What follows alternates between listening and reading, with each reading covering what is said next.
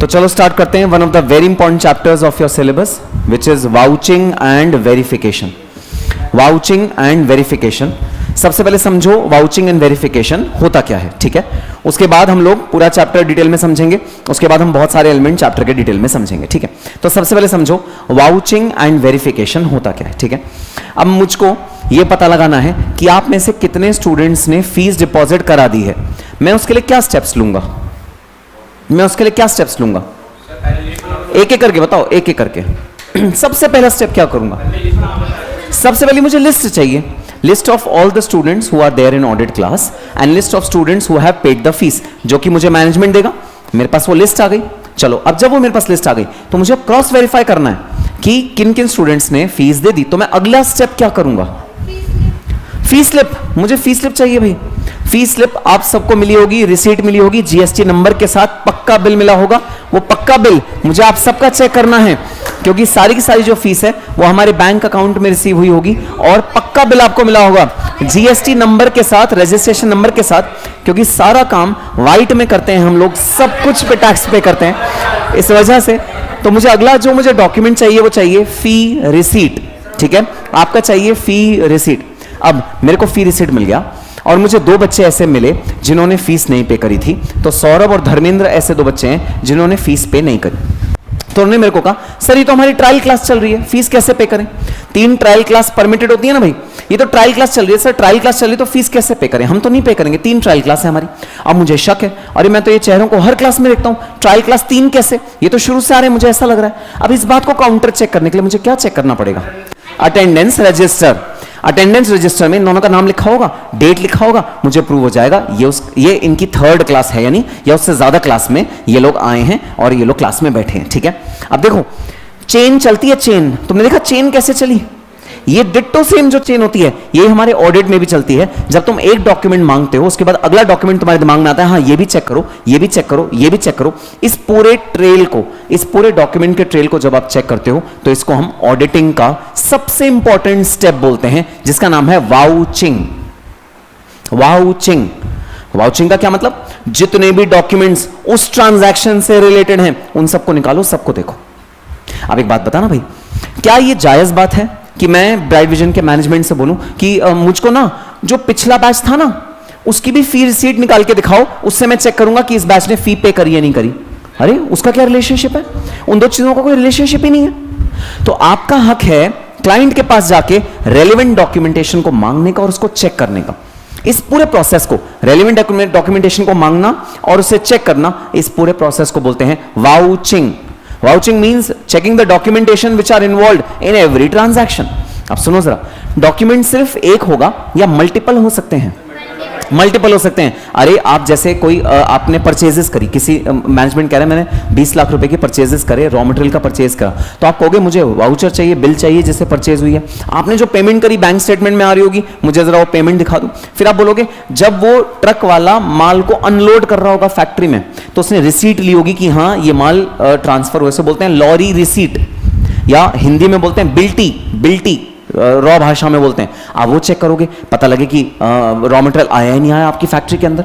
तो जो डॉक्यूमेंट की ट्रेल चेन है, आप जब वो पूरी डॉक्यूमेंट की ट्रेल चेन को एक एक करके ढूंढते हो और एक के बाद दूसरा, दूसरे के बाद तीसरा, तीसरे के बाद चौथा डॉक्यूमेंट मांगते रहते हो मैनेजमेंट से, इस पूरे प्रोसेस को कहा जाता है वाउचिंग। वाउचिंग। अब देखना अगली चीज है वेरिफिकेशन। वेरिफिकेशन सुनना क्या होता है, मैनेजमेंट मेरे को कह रहा है कि मेरे पास 8 करोड़ रुपए के प्लांट एंड मशीनरी है जो मेरे प्लांट में लगा हुआ है। मैंने कहा ठीक है, अच्छी बात है। तो मैं मैनेजमेंट से कहता हूं लाओ जरा आपने परचेज करी है। मैनेजमेंट कहता है हाँ मैंने परचेज करी है। तो मैं क्या मांगूंगा मैनेजमेंट से, इनवॉइस दिखा दो, आपके नाम होगी, मैनेजमेंट का नाम होगी इनवॉइस, मुझे इनवॉइस दिखा दो जहां पर कि आपने 8 करोड़ रुपए की मशीनरी परचेज करी है, मुझे वो इनवॉइस आप दिखा दो। जब मैनेजमेंट वो इनवॉइस दिखाएगा, अब बताना क्या मुझे कुछ और भी चेक करना चाहिए इनवॉइस के अलावा। रियल अनरियल तो ठीक है, वो तो चेक करूंगा ही करूंगा, लेकिन क्या फिक्स एसेट के केस में ऐसा हो सकता है कि मैं मैनेजमेंट से बोलूं जरा मुझे दिखा भी दो कौन सी मशीनरी है।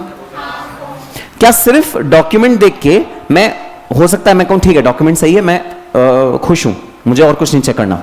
लेकिन जहां मुझे शक हो, क्या ऐसा हो सकता है ऑर्डर जाके बोले कि जरा मुझे दिखा भी दो ये एसेट कहां रखा है, क्या ऐसा हो सकता है? बिल्कुल हो सकता है। तो अब सुनना जरा, वेरिफिकेशन का क्या मतलब है? वेरिफिकेशन का मतलब है एग्जामिनेशन। आप जब फिजिकली वेरीफाई करते हो, किसी चीज को जाके देखते हो, उसे बोलते हैं वेरीफाई करना, वेरिफिकेशन करना। तो जो मैंने तुम्हारे केस में किया था ना कि जरा मैं देखूंगा कौन सा बच्चा है जो कह रहा है मैं ट्रायल क्लास पे हूं, मैंने वेरीफाई किया था उसका फेस देख के कि नहीं ये ट्रायल क्लास का नहीं है, ये तो 3 क्लास से ज्यादा हो गई, इसको तो ये बहुत टाइम से आ रहा है और ये क्लास ले रहा है। तो वहां हो गया वेरिफिकेशन। डॉक्यूमेंट नहीं देखा मैंने, मैं चेहरे से पहचान लिया कि हाँ ये 2 बच्चे हैं जो 3 क्लास से ज्यादा क्लास में आए हैं। This is known as verification, जब आप फिजिकली जाके चीज को चेक करते हो। और वाउचिंग किसको कहते हैं? वाउचिंग फिजिकली मत चेक करना, डॉक्यूमेंट्स को चेक करना। अब सुनो भाई, कॉमन सेंस की बात है, ठीक है? कॉमन सेंस बताना जरा। मैं ना यहां पर 4 चीजें लिख रहा हूं, एक्सपेंसेस, इनकम, एसेट्स, लायबिलिटीज, ठीक है? अब मुझे एक चीज बता देना, क्या एक्सपेंसेस की वाउचिंग हो सकती है? ठीक है, तो मैं यहां 2 चीजें लिख रहा हूं, एक लिख रहा हूं वाउचिंग, एक लिख रहा हूं वेरिफिकेशन, ठीक है? क्या एक्सपेंसेस की वाउचिंग हो सकती है? हां सर, बिल्कुल हो सकती है। क्या इनकम की वाउचिंग हो सकती है? हां सर, बिल्कुल हो सकती है। वाउचिंग का मतलब तो समझ गए ना, डॉक्यूमेंट देखना कि ये इनकम तुम्हें हुई है या नहीं हुई, ये चीज चेक करना, ठीक है? अच्छा, अगला क्वेश्चन, क्या एसेट्स की वाउचिंग हो सकती है? हाँ, हो सकती है। क्या लायबिलिटीज की वाउचिंग हो सकती है? हाँ, हो सकती है। तो मैंने टिक लगा दिया चारों में, ठीक है? इनकम, एक्सपेंसेस, एसेट्स, लायबिलिटीज, चारों की वाउचिंग हो सकती है। मतलब तुम डॉक्यूमेंट देख सकते हो कि ये सच है या झूठ है। अग्रीड? चलो अब आते हैं वेरिफिकेशन पे। अब उल्टा स्टार्ट करता हूं, क्या लायबिलिटीज की वेरिफिकेशन हो सकती है? मतलब सुनना, मतलब क्या मतलब? ये तुमने ना मिस्टर राम से लोन लिया है, मिस्टर राम से तुमने लोन लिया है, तुम्हें डॉक्यूमेंट्स दे दिए कि लो बिलो लोन ये, और तुम कहो नहीं मुझे डॉक्यूमेंट्स के अलावा ना जरा मिस्टर राम से मिला दो, मुझे जरा मिस्टर राम से पूछवा दो, मिस्टर राम मेरे सामने खड़े हो या कॉल पे हो या ईमेल पे हो और मुझे पूछवा दो उनसे फिजिकली, उनको वो कह देंगे कि कंपनी को मैंने लोन दिया है। क्या ये वेरिफिकेशन लायबिलिटीज की हो सकती है? बिल्कुल हो सकती है। लायबिलिटीज की वेरिफिकेशन हो गई। एसेट्स की वेरिफिकेशन हो सकती है। कैसे? अरे तुम आ जाओ ब्राइट विजन एकेडमी, तुम्हें कितने प्रोजेक्टर्स यहां पर मिलेंगे, तुमने कितनी चेयर्स मिलेंगी, टेबल्स मिलेंगे, एसी मिलेंगे, मैं सारे दिखा दूंगा। पेपर तो दूंगा ही दूंगा, ओनरशिप के कागजात तो हैं, ये टेबल हमारी है, ये पैनल हमारा है, ये लैपटॉप हमारा है, कंप्यूटर हमारा है, ये बोर्ड हमारा है, इसका मैं प्रूफ कर दूंगा। डॉक्यूमेंट तो है ही है, आंखें देख भी लो। तुम कहो डॉक्यूमेंट गलत बना दिया होगा, अरे देख भी लो, वेरिफिकेशन भी कर लो। तो एसेट्स की वेरिफिकेशन हो सकती है क्या? अब आ जाओ मुद्दे की बात, इनकम की वेरिफिकेशन हो सकती है क्या? इनकम की वेरिफिकेशन हो सकती है क्या? धर्मेंद्र बताएगा, बताओ। हो सकता है, कैसे बताओ कैसे? वो तो डॉक्यूमेंट्स हैं, ऑनलाइन ट्रांजैक्शन तो तुम्हें रसीद तो मिलेगी ऑनलाइन, वो तो डॉक्यूमेंट है। वेरीफाई कहां करा तुमने? अच्छा सुनना भाई सुनना, मेरा 31 मार्च को ईयर खत्म हो गया। ऑडिट कब स्टार्ट हुई? ऑडिट स्टार्ट हुई जून जुलाई में ऑडिट हुई, ठीक है? जो इनकम अर्न करी थी वो करी थी दिसंबर के महीने में, दिसंबर 2024, मार्च 2025, जून 2025। इनकम कब अर्न हुई थी? दिसंबर 2024। वो ग्राहक जिसको मैंने माल बेचा था वो जून जुलाई में कहां हो कहां ना हो, उसको फोन कॉल करना संभव हो ना हो, तो क्या 100% यकीन से कह सकते हो कि इनकम की वेरिफिकेशन हो सकती है? क्या जो दुकानदार है जो रोजमर्रा में 100 रुपए की चीजें बेच रहा है लोगों को, या जियो का सिम है जो तुम सिम बेच रहे हो जियो के लोगों को, या फिर कोई भी हम जो अपना प्रोडक्ट बेच रहे हैं लोगों को, भाई हमने वीडियो लेक्चर्स बेचे स्टूडेंट्स को, स्टूडेंट का डिटेल भी है हमारे पास। लेकिन अगर 1 साल बाद तुम स्टूडेंट को कॉल करके बोलोगे कि जरा बताना तुमने फलाने टीचर की क्लासेस ली थी क्या, तो क्या जरूरी है उसको याद हो? क्या जरूरी है वो तुम्हें जवाब दे? क्या जरूरी है उसका जवाब ऑथेंटिक हो? तो क्या इनकम की वेरिफिकेशन हो सकती कि इनकम अर्न हुई थी? नहीं हो सकती। इनकम की वेरिफिकेशन नहीं हो सकती। भाई 1 साल बाद एसेट तो तुम्हारे पास होगा, लायबिलिटी तो तुम्हारे पास होगी, लायबिलिटी तो ईयर एंड पे होती है ना, वो तो तुम्हारे पास होगी, लेकिन इनकम का वेरिफिकेशन करना इम्पॉसिबल सा टास्क है, बहुत मुश्किल टास्क है। इनकम का वेरिफिकेशन नहीं हो सकता भाई, क्योंकि पुरानी जो इनकम हुई वो हुई, उसका डॉक्यूमेंट तो अवेलेबल होगा, रसीदें तो अवेलेबल होगी, लेकिन वो बंदा जिसको तुमने सेल किया वो हो ना हो, ये एक डाइसी सिचुएशन है, ये 100% कॉन्फिडेंट सिचुएशन नहीं है। मतलब मैं 100% यकीन से नहीं कह सकता कि मैं इनकम की वेरिफिकेशन तुम्हें करवा दूंगा, आ जाओ ऑडिटर्स मैं इनकम की वेरिफिकेशन तुम्हें करवा दूंगा, ये मैं 100% कॉन्फिडेंस से नहीं कह सकता। हाँ, एक उपाय है, अगर वो पॉसिबल है तो। तुम में से कितने लोग डोरेमोन देखते हैं? डोरेमोन नहीं देखते? कमाल हो गया। तो पहले देखते थे ना। तो डोरेमोन में एक एपिसोड होता है जहां पर डोरेमोन को एक मैजिकल गेट मिलता है, जिस गेट में वो घुस के किसी भी एरा में चला जाता है। तो क्या ये मुमकिन है? तो खुश हो गई तो लड़की। तुम अभी भी देखती हो ना छुप छुप के? सच बोलो, टीवी नहीं, यूट्यूब पे आता है डोरेमोन एपिसोड्स इन हिंदी, देखती हो ना?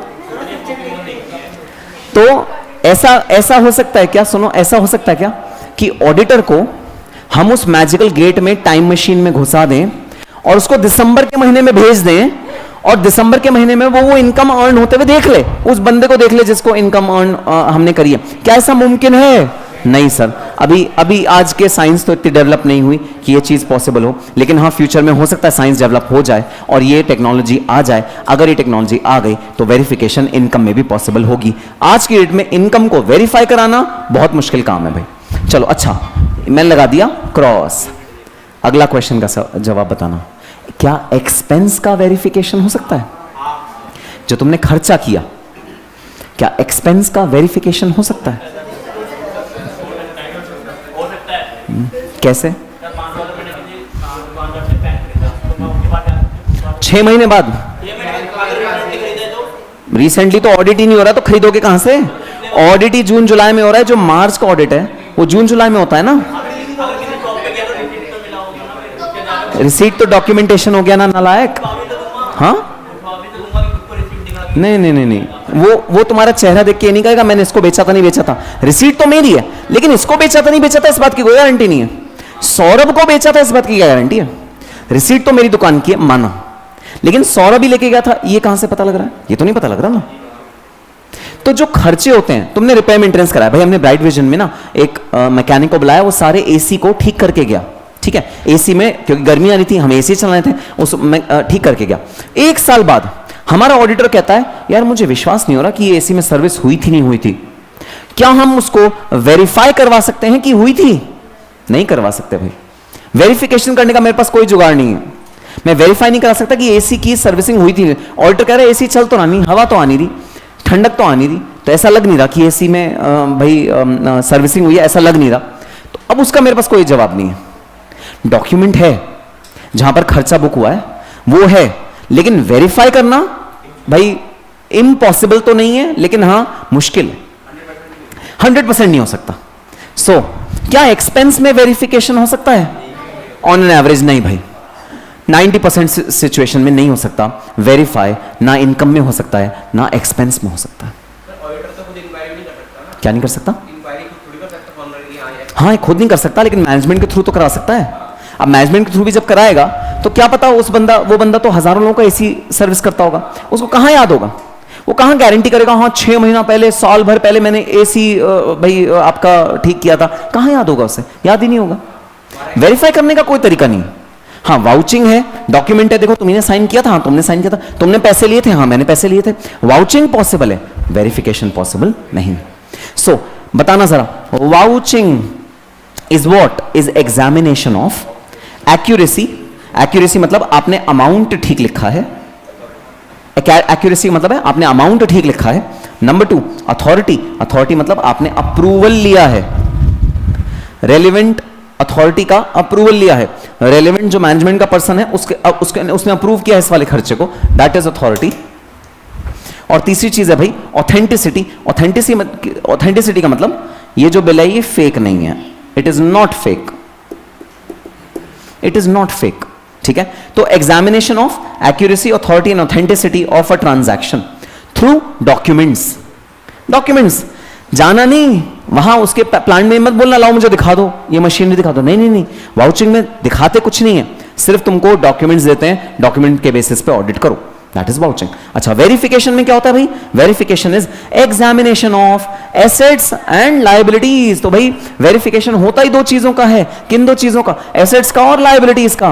बाय फिजिकल वेरिफिकेशन, जाके देखो कि क्या वो लायबिलिटी एग्जिस्ट करती है, क्या वो एसेट एग्जिस्ट करता है। Physical verification, examination of legal और ऑफिशियल डॉक्यूमेंट्स, डॉक्यूमेंट्स को भी एग्जामिन करो भाई, क्योंकि सबसे पहला स्टेप होता है डॉक्यूमेंट का एग्जामिन करो, तभी जाके जिस बंदे ने लोन दिया उससे बात कर पाओगे। इसे कहते हैं वेरिफिकेशन। टू एंश्योर, किस चीज का आपको इंश्योर करना है? Existence, ownership, possession, classification and valuation. सबके अलग अलग मीनिंग है, सबके अलग अलग मीनिंग हमारे एग्जाम में पूछे जाएंगे।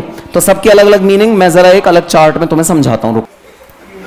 चलो भाई, अब देखो मैं ना बोर्ड पे ऑडिट का फलसफा लिखने वाला हूं, प्रैक्टिकली ऑडिट कैसे होता है और प्रैक्टिकली आपको ऑडिट में क्या क्या देखना होता है, मैं वो चीज बोर्ड पे लिखने वाला हूं, ठीक है।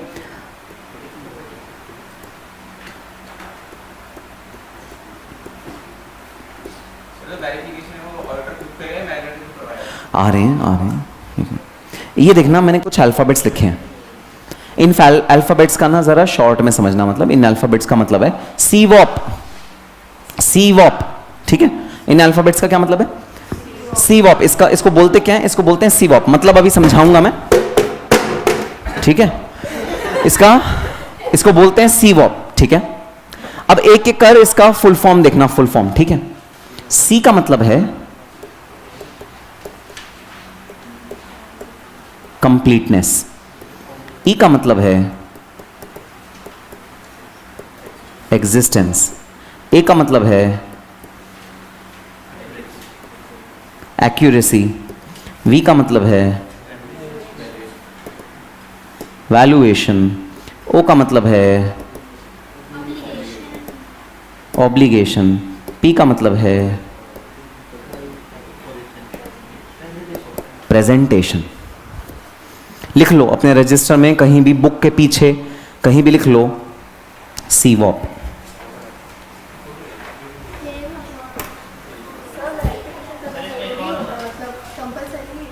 भाई वो आप पे डिपेंड करता है। अगर आपको लगता है वेरिफिकेशन के बिना वाउचिंग के साथ मेरा काम चल रहा है, चला लो।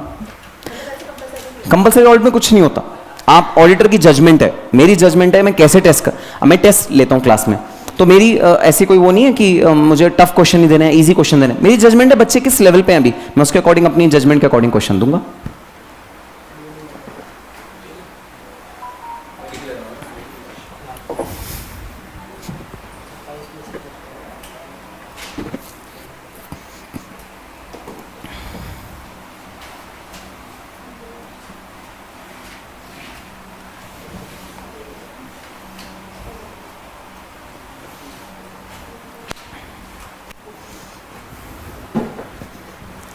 बुक देने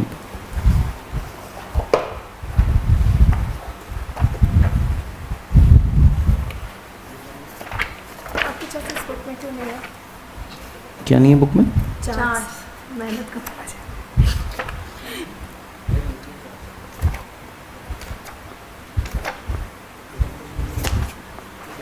ज़्यादा अच्छा है।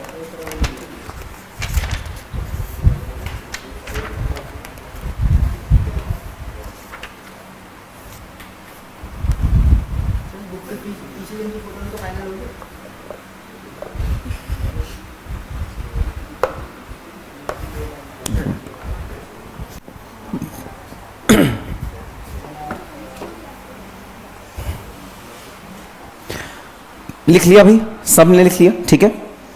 अब देखो, तुम जब भी ऑडिट करते हो तो तुमको ऑडिट में क्या क्या चीजें, वाउचिंग करते हुए क्या क्या चीजें देखनी है, वेरिफिकेशन करते हुए क्या क्या चीजें देखनी है, वो इस वाले स्टेप्स में हमने लिखा है। ये स्टेप्स हैं ऑडिटिंग के स्टेप्स, ठीक है। सबसे पहली चीज जो तुम्हें देखनी है वो देखनी है कंप्लीटनेस। कंप्लीटनेस का मतलब जितनी भी ट्रांजैक्शन है वो कंप्लीटली हमारे अकाउंट्स में रिकॉर्ड होनी चाहिए। जैसे अगर सैलरी का खर्चा है 8 करोड़ और हमारे जो एम्प्लॉयज हैं वो हैं सपोज 1000 एम्प्लॉयज और सबका मिला के 8 करोड़ का खर्चा है, तो सैलरी का एक्सपेंस कंप्लीट होना चाहिए। किसी एम्प्लॉय का खर्चा छूट तो नहीं गया। आपको ये चीज इंश्योर करनी है कोई एक्सपेंस छूट तो नहीं गया, या कोई एसेट रिकॉर्ड होने से छूट तो नहीं गया। तो आपको कंप्लीटनेस इंश्योर करनी है, हमारे जो अकाउंट्स हैं वो एकदम कंप्लीट हैं, हमारे एसेट्स कंप्लीटली रिकॉर्ड हुए हैं, हमारी income and expenses completely record हैं। अच्छा, इनकम कंप्लीटली रिकॉर्ड हैं, इस चीज को इंश्योर करने के लिए कौन सा स्टेप लेते हैं? मैंने लास्ट क्लास में एक प्रोसीजर सिखाया था। हमारी जो इनकम है वो कंप्लीटली इस साल में रिकॉर्ड करी है हमने, इस चीज को इंश्योर करने के लिए हम कौन सा एक स्टेप लेते हैं? लास्ट क्लास में मैंने उस स्टेप का जिक्र किया था कि हम ईयर एंड पे, जैसे 31 मार्च है, उसमें हम इनकम को कैसे चेक करें कि 31 मार्च तक की ट्रू इनकम 31 मार्च वाले पीरियड में अकाउंट फॉर हो जाए। एक प्रोसीजर बताया था मैंने। प्रोसीजर होता है जैसे 31 मार्च के पहले वाली जो इनकम होती है 31 मार्च के पहले, और 1 अप्रैल के बाद जो होती है वो 1 अप्रैल के बाद रिकॉर्ड होती है, सही टाइम पे अपने रिकॉर्ड होती है। उस प्रोसीजर का क्या नाम है? लास्ट क्लास में कराया था, याद करो।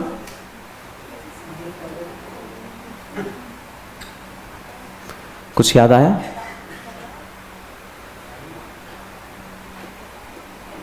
Cut off procedure. Cut off procedure याद है? Cut off procedure, cut off procedure मतलब जो 31 मार्च तक इनवॉइस रेज हुए हैं, मैं ये इंश्योर करता हूं कि वो कस्टमर तक पहुंच गए हैं या नहीं पहुंच गए। क्योंकि इनवॉइस तो रेज कर दिया, लेकिन कस्टमर तक कब पहुंचा? 1 अप्रैल। तो रेवेन्यू कब बुक होना चाहिए? 1 अप्रैल। लेकिन मैनेजमेंट ने कब बुक कर दिया? 31 मार्च, क्योंकि इनवॉइस जो है वो 31 मार्च का था। गलत या सही? गलत। तो इनकम की कंप्लीटनेस चेक करने के लिए कि पूरे साल की इनकम हमने पूरे साल में रिकॉर्ड करी है, हम कट ऑफ प्रोसीजर का यूज करते हैं। ऐसे ही सारे के सारे एट्रीब्यूट्स को चेक करने के लिए हम अलग अलग प्रोसीजर्स का यूज करते हैं। ठीक है, सो कंप्लीटनेस। अब मुझे जरा एक चीज बता दो, क्या कंप्लीटनेस आप सिर्फ इनकम या एक्सपेंसेस की चेक करोगे, एसेट्स एंड लायबिलिटीज की चेक करोगे, या दोनों बैलेंस शीट और इनकम स्टेटमेंट दोनों की चेक करोगे? दोनों की चेक होगी सर। कंप्लीट तो दोनों ही होने चाहिए, बोथ। इसके आगे लिख लो बोथ। बोथ का मतलब इनकम एक्सपेंसेस की भी करोगे और एसेट्स लायबिलिटीज की भी करोगे, दोनों की करोगे कंप्लीटनेस चेक। ठीक है।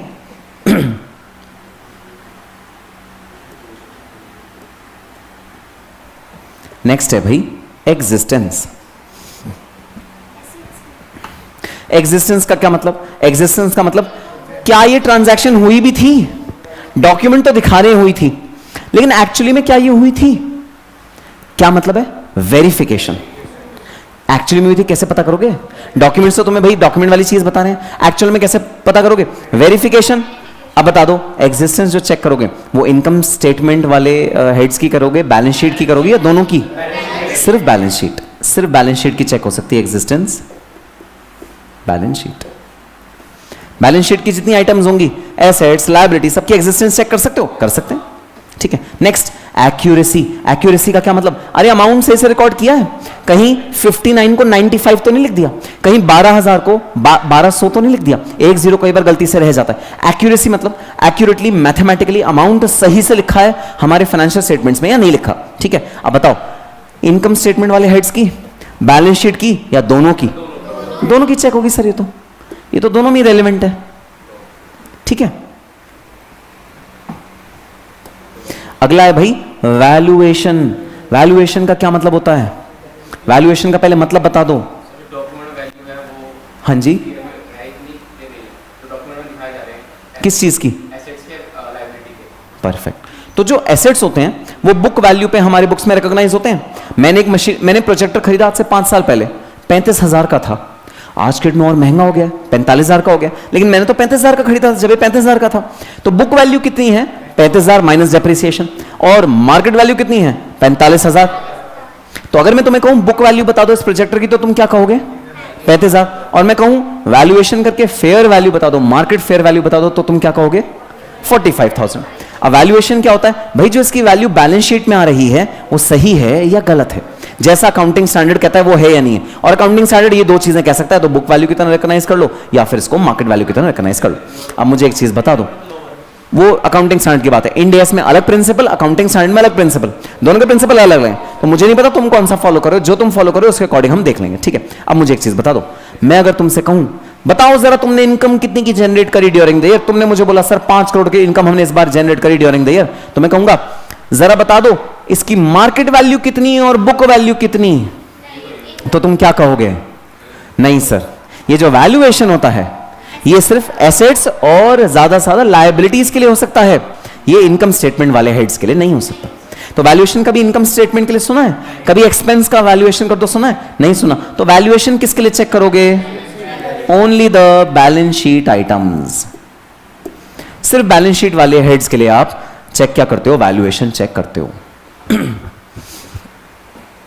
Next, obligation. ऑब्लिगेशन का क्या मतलब है? लायबिलिटी।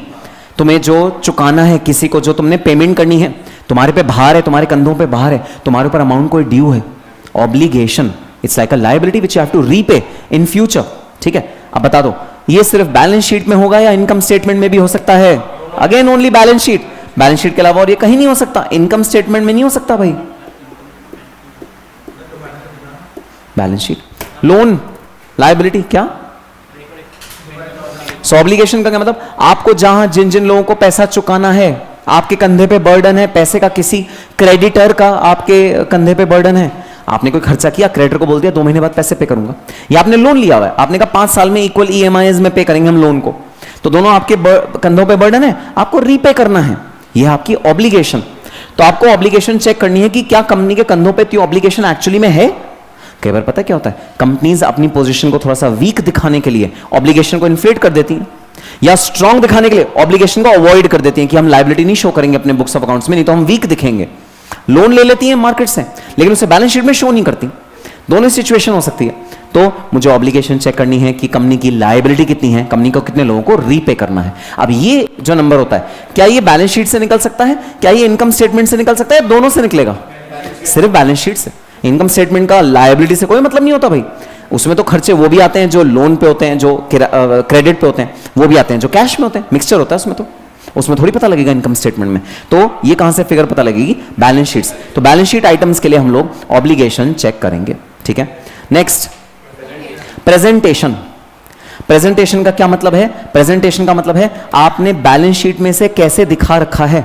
ठीक है, अब देखो मैंने यहां पर एक चीज लिख रहा हूं, तुम लोग बताना सही लिख रहा हूं या गलत लिख रहा हूं। ठीक है, देखो मेरी कंपनी है जिसके डेटर्स हैं 2 लाख रुपए के। मुझे ऐसा लगता है इसमें से 30,000 के डेटर्स बैड डेट हो जाएंगे, तो मैंने प्रोविजन बना दिया। ठीक है, इसमें से प्रोविजन कितना बना? 30,000 रुपीज का प्रोविजन बना। तो मेरे जो नेट डेटर्स हैं वो कितने हुए? वो हुए 1,70,000। ठीक है, 1,70,000 मेरे नेट डेटर्स हुए। ठीक है, अब बात आई कि भाई इस इंफॉर्मेशन को बैलेंस शीट में कैसे डिस्क्लोज करना है, कैसे दिखाना है। सबसे पहले तो बता दो ये इंफॉर्मेशन एसेट साइड पे आएगी या लायबिलिटी साइड पे आएगी? एसेट साइड पे आएगी। मैंने एसेट साइड बनाया। ठीक है, यहां पर मैंने लिखा डेटर्स और मैंने लिख दिया 1.7 लाख डेटर्स। बताओ सही प्रेजेंटेशन या गलत प्रेजेंटेशन? गलत प्रेजेंटेशन। अरे लेकिन बैलेंस शीट तो टैली हो जाएगी। बैलेंस शीट टैली करना एम है ना, तुम्हारा मकसद क्या है? जिंदगी का एम क्या है? बैलेंस शीट टैली करना। तो हो जाएगी। हाँ, क्या प्रेजेंटेशन भी इंपॉर्टेंट होती है? हाँ सर, वरना ऐसे तो सर बैलेंस शीट टैली करने के लिए काम करते हैं, सारे एसेट्स को इकट्ठे मिला के एसेट्स लिख दो, सारी लायबिलिटी को इकट्ठे मिला के लायबिलिटी, तो बैलेंस शीट तो तब भी टैली हो जाएगी। एक लाइन में बैलेंस शीट खत्म, वो भी हो सकता है। लेकिन शेड्यूल ने, जो हमारे कंपनीज एक्ट का शेड्यूल है, उसने सर एक वे दिया हुआ है, हर चीज को डेमोन्स्ट्रेट करने का, प्रेजेंट करने का एक वे दिया हुआ है। मैथमेटिकली तो कुछ भी टैली हो जाएगा, बैलेंस शीट तो कुछ भी करके टैली हो जाएगी, लेकिन उसको प्रेजेंट कैसे करेंगे वो बहुत ज्यादा इंपॉर्टेंट है। तो ये बताएगी कि प्रेजेंट कैसे करेंगे बैलेंस शीट में। किस फॉर्म में? परसेंटेज फॉर्म में। Very good. परसोनेंस। अरे इसको कैसे डिस्क्लोज करोगे? इसको कैसे डिस्क्लोज करोगे? Perfect, perfect. तो इसका जो प्रेजेंटेशन है वो होगा, यहां आउटर कॉलम में तो कुछ भी नहीं लिखेंगे अभी, पहले डेटर्स लिखेंगे, इनर कॉलम में 2 लाख, फिर करेंगे minus provision for doubtful debt 30,000, net of करके यहां बाहर लिखेंगे 1.7 लाख। बताओ अब प्रेजेंटेशन सही हो गई क्या? सही हो गई ना। तो प्रेजेंटेशन भी इक्वली इंपॉर्टेंट है, जो मैथमेटिक्स इंपॉर्टेंट है, जो कंप्यूटेशन इंपॉर्टेंट है, बैलेंस शीट इंपॉर्टेंट है, प्रेजेंटेशन भी इक्वली इंपॉर्टेंट है। अब बता दो, प्रेजेंटेशन तो बैलेंस शीट में इंपॉर्टेंट है ना, इनकम स्टेटमेंट में छोड़ो, प्रेजेंटेशन बाहर में जाए, क्या फर्क पड़ता है? नहीं, इनकम स्टेटमेंट की बात हो रही है। इनकम स्टेटमेंट तो प्रेजेंटेशन की कोई वैल्यू नहीं है ना, बैलेंस शीट में है ना, बस इधर आगे लिख दूं बैलेंस शीट। इनकम स्टेटमेंट में क्या वैल्यू प्रेजेंटेशन की?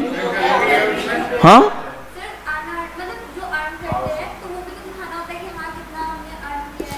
तो भाई हमारे पीएनएल में भी इक्वल इंपॉर्टेंट है प्रेजेंटेशन। कंपनीज एक्ट कहता है हर एक एक्सपेंडिचर को अलग अलग दिखाओ। आप क्यों हर एक एक्सपेंडिचर को अलग दिखाते हो यार? एक हेड बना दो, ऑल एक्सपेंसेस डेबिट साइड में इकट्ठा डाल दो। अलग अलग क्यों दिखाते हो? रिपेयर, मेंटेनेंस, सैलरी, डेप्रिसिएशन अलग अलग क्यों दिखाते हो भाई? इसलिए दिखाते हैं कि कंपनीज एक्ट ने मैंडेटरी किया हुआ है कि प्रेजेंटेशन अच्छी होनी चाहिए, लोगों को समझ में आना चाहिए खर्चे कितने टाइप के हैं। सो प्रेजेंटेशन क्या सिर्फ बैलेंस शीट के लिए रेलेवेंट, इनकम स्टेटमेंट के लिए, दोनों के लिए? दोनों के लिए रेलेवेंट है प्रेजेंटेशन। ठीक है, अब देखना एग्जिस्टेंस को ना एक और नाम से बुलाया जाता है अकरेंस। अकरेंस, ये अकर हुई है या नहीं हुई, एग्जिस्टेंस का ही दूसरा नाम है अकरेंस। ये अकर हुई है या नहीं हुई, इसे बोलते हैं अकरेंस, तो वो एग्जिस्टेंस का ही दूसरा नाम है। अच्छा बताओ सीवॉप समझ में आया? सीवॉप का क्या मतलब है? सबका मतलब समझ में आया? चलो अब सुनना, एग्जाम में तुम्हें बोला गया सैलरीज एंड वेजेस का ऑडिट करना है। तुम क्या क्या चीजें चेक करोगे सैलरीज एंड वेजेस में? तो जरा सीवॉप में बता देना कौन कौन सी चीज चेक करने वाली है सैलरीज एंड वेजेस में। सबसे पहले बताओ कौन सा? कंप्लीटनेस। दूसरा बताओ एक्यूरेसी। तीसरा बताओ प्रेजेंटेशन एंड डिस्क्लोजर। बस, और कुछ तो चेक नहीं करोगे? वैल्यूएशन तो चेक नहीं करोगे? ऑब्लिगेशन तो चेक नहीं करोगे? नहीं सर नहीं। समझ में आई बात? तो in case of income statement we only check these assertions. इसे बोलते हैं एजर्शन। मैनेजमेंट एजर्ट कर रहा है कि मेरा इनकम कंप्लीट है, एक्सपेंस कंप्लीट है, एक्यूरेट है, प्रेजेंटेशन बिल्कुल परफेक्ट है। मैनेजमेंट ऐसा क्लेम कर रहा है, मुझे उस क्लेम को टेस्ट करना है।